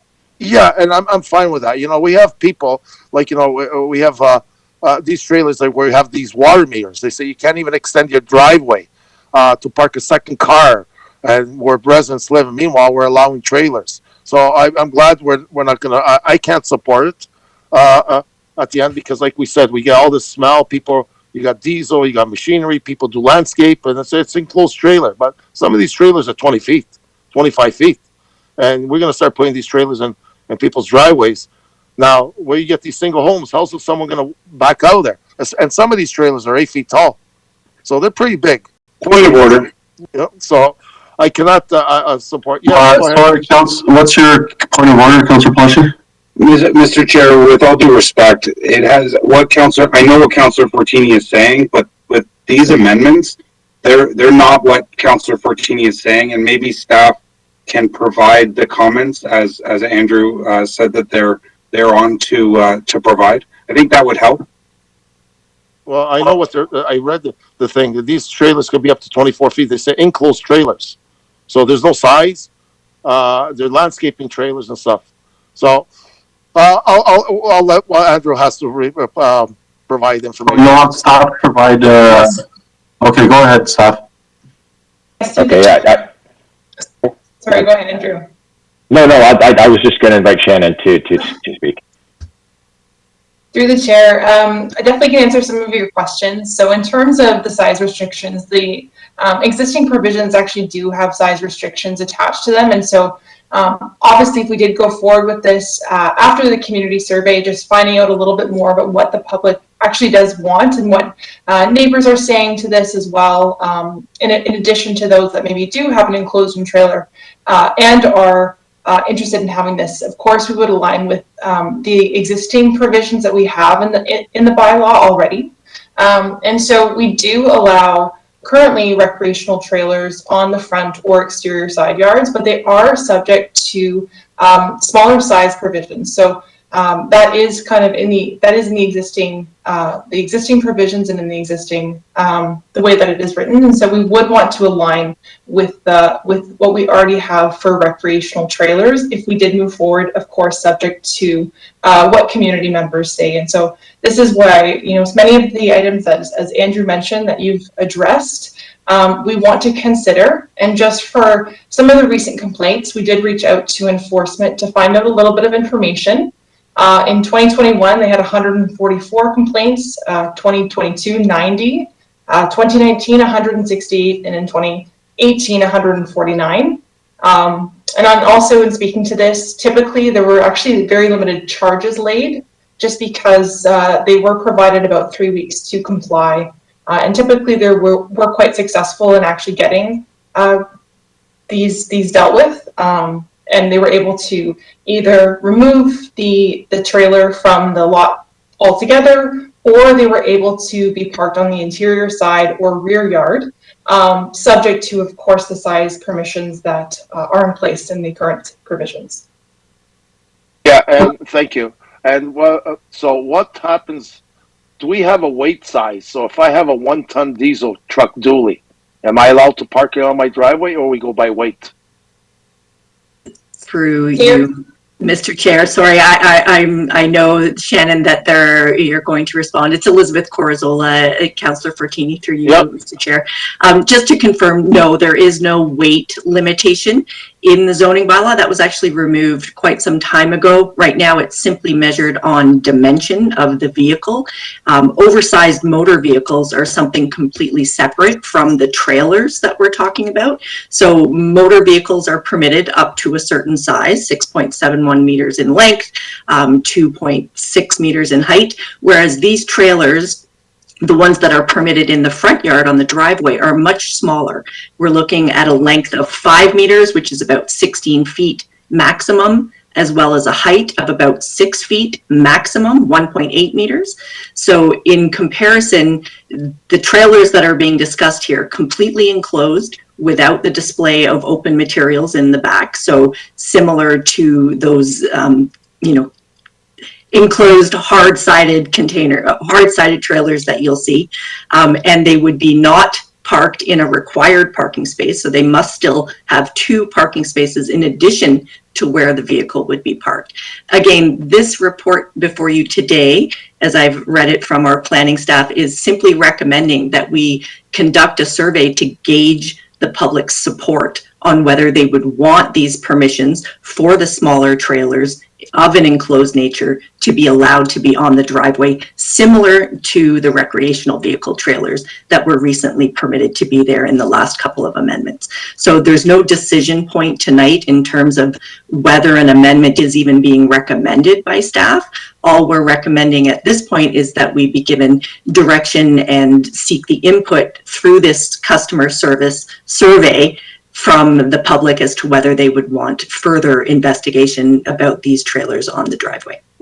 Yeah, thank you. I'm okay with it. Elizabeth, what height did you say these trailers are? 16 feet? The trailers, yeah, 6 feet high. 1.8 meters is the maximum height that they're allowed to be.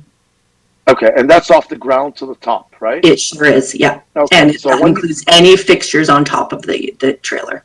Right. So usually you have these air vents. So I know about the trailers. So you start opening these trailers. You have this big sliding door coming down. You walk in. So they're more than 1.6 meters off the ground because you'd be able to walk inside. And I'll tell you, if they were, they wouldn't be permitted. That's the point, is there are some very small utility trailers, and we're only dealing with utility trailers. We're not dealing with the big canisters or, any of those, the pods that you see placed on driveways where people have storage inside. We're talking about very small enclosed utility trailers that are not situated in a required parking spot, that would be very comparable to what is currently permitted in the bylaw for a recreational vehicle trailer. I don't think there's any anticipation from planning staff to bring forward a recommendation that would allow larger trailers in the front yard. Even in the rear yard, you can only have a 7-meter long trailer, about 24 feet. So there's no expectation in this recommendation or even through the survey about having larger trailers, unless the public comes back to suggest that they would want those larger trailers on the driveways. And even then, obviously planning staff would do and conduct their analysis and benchmarking to see whether that's even appropriate in Brampton. Okay. So going back now, so it won't consider these open trailers or these dump trailers or a trailer like hauling a car and stuff like that. That has nothing to do with this. Exactly. Yeah, it's a very small enclosed, fully enclosed utility trailer only. So what happens if you get a Q van? They're 16 feet and the box is on top. They're allowed? A cube van may be allowed. It's a motor vehicle. It's regulated under a different section of the bylaw. So as a motor vehicle, it doesn't become oversized until it is longer than 6.7 meters and higher than 2. So it's 22 feet, and I guess 2.6 meters is just about 8 feet high. Yeah. So vehicles can be much bigger. I mean, it generally would allow for, those Mercedes vans that have accessible vehicles that come and go, the little small bus vans. So that is permitted as a vehicle on the driveway, but a trailer could not be the same size. Yeah, and it's going to be hard to find these trailers under 1.6 meters when you walk inside. So, okay, I'm good with it. Thank you. Thank you.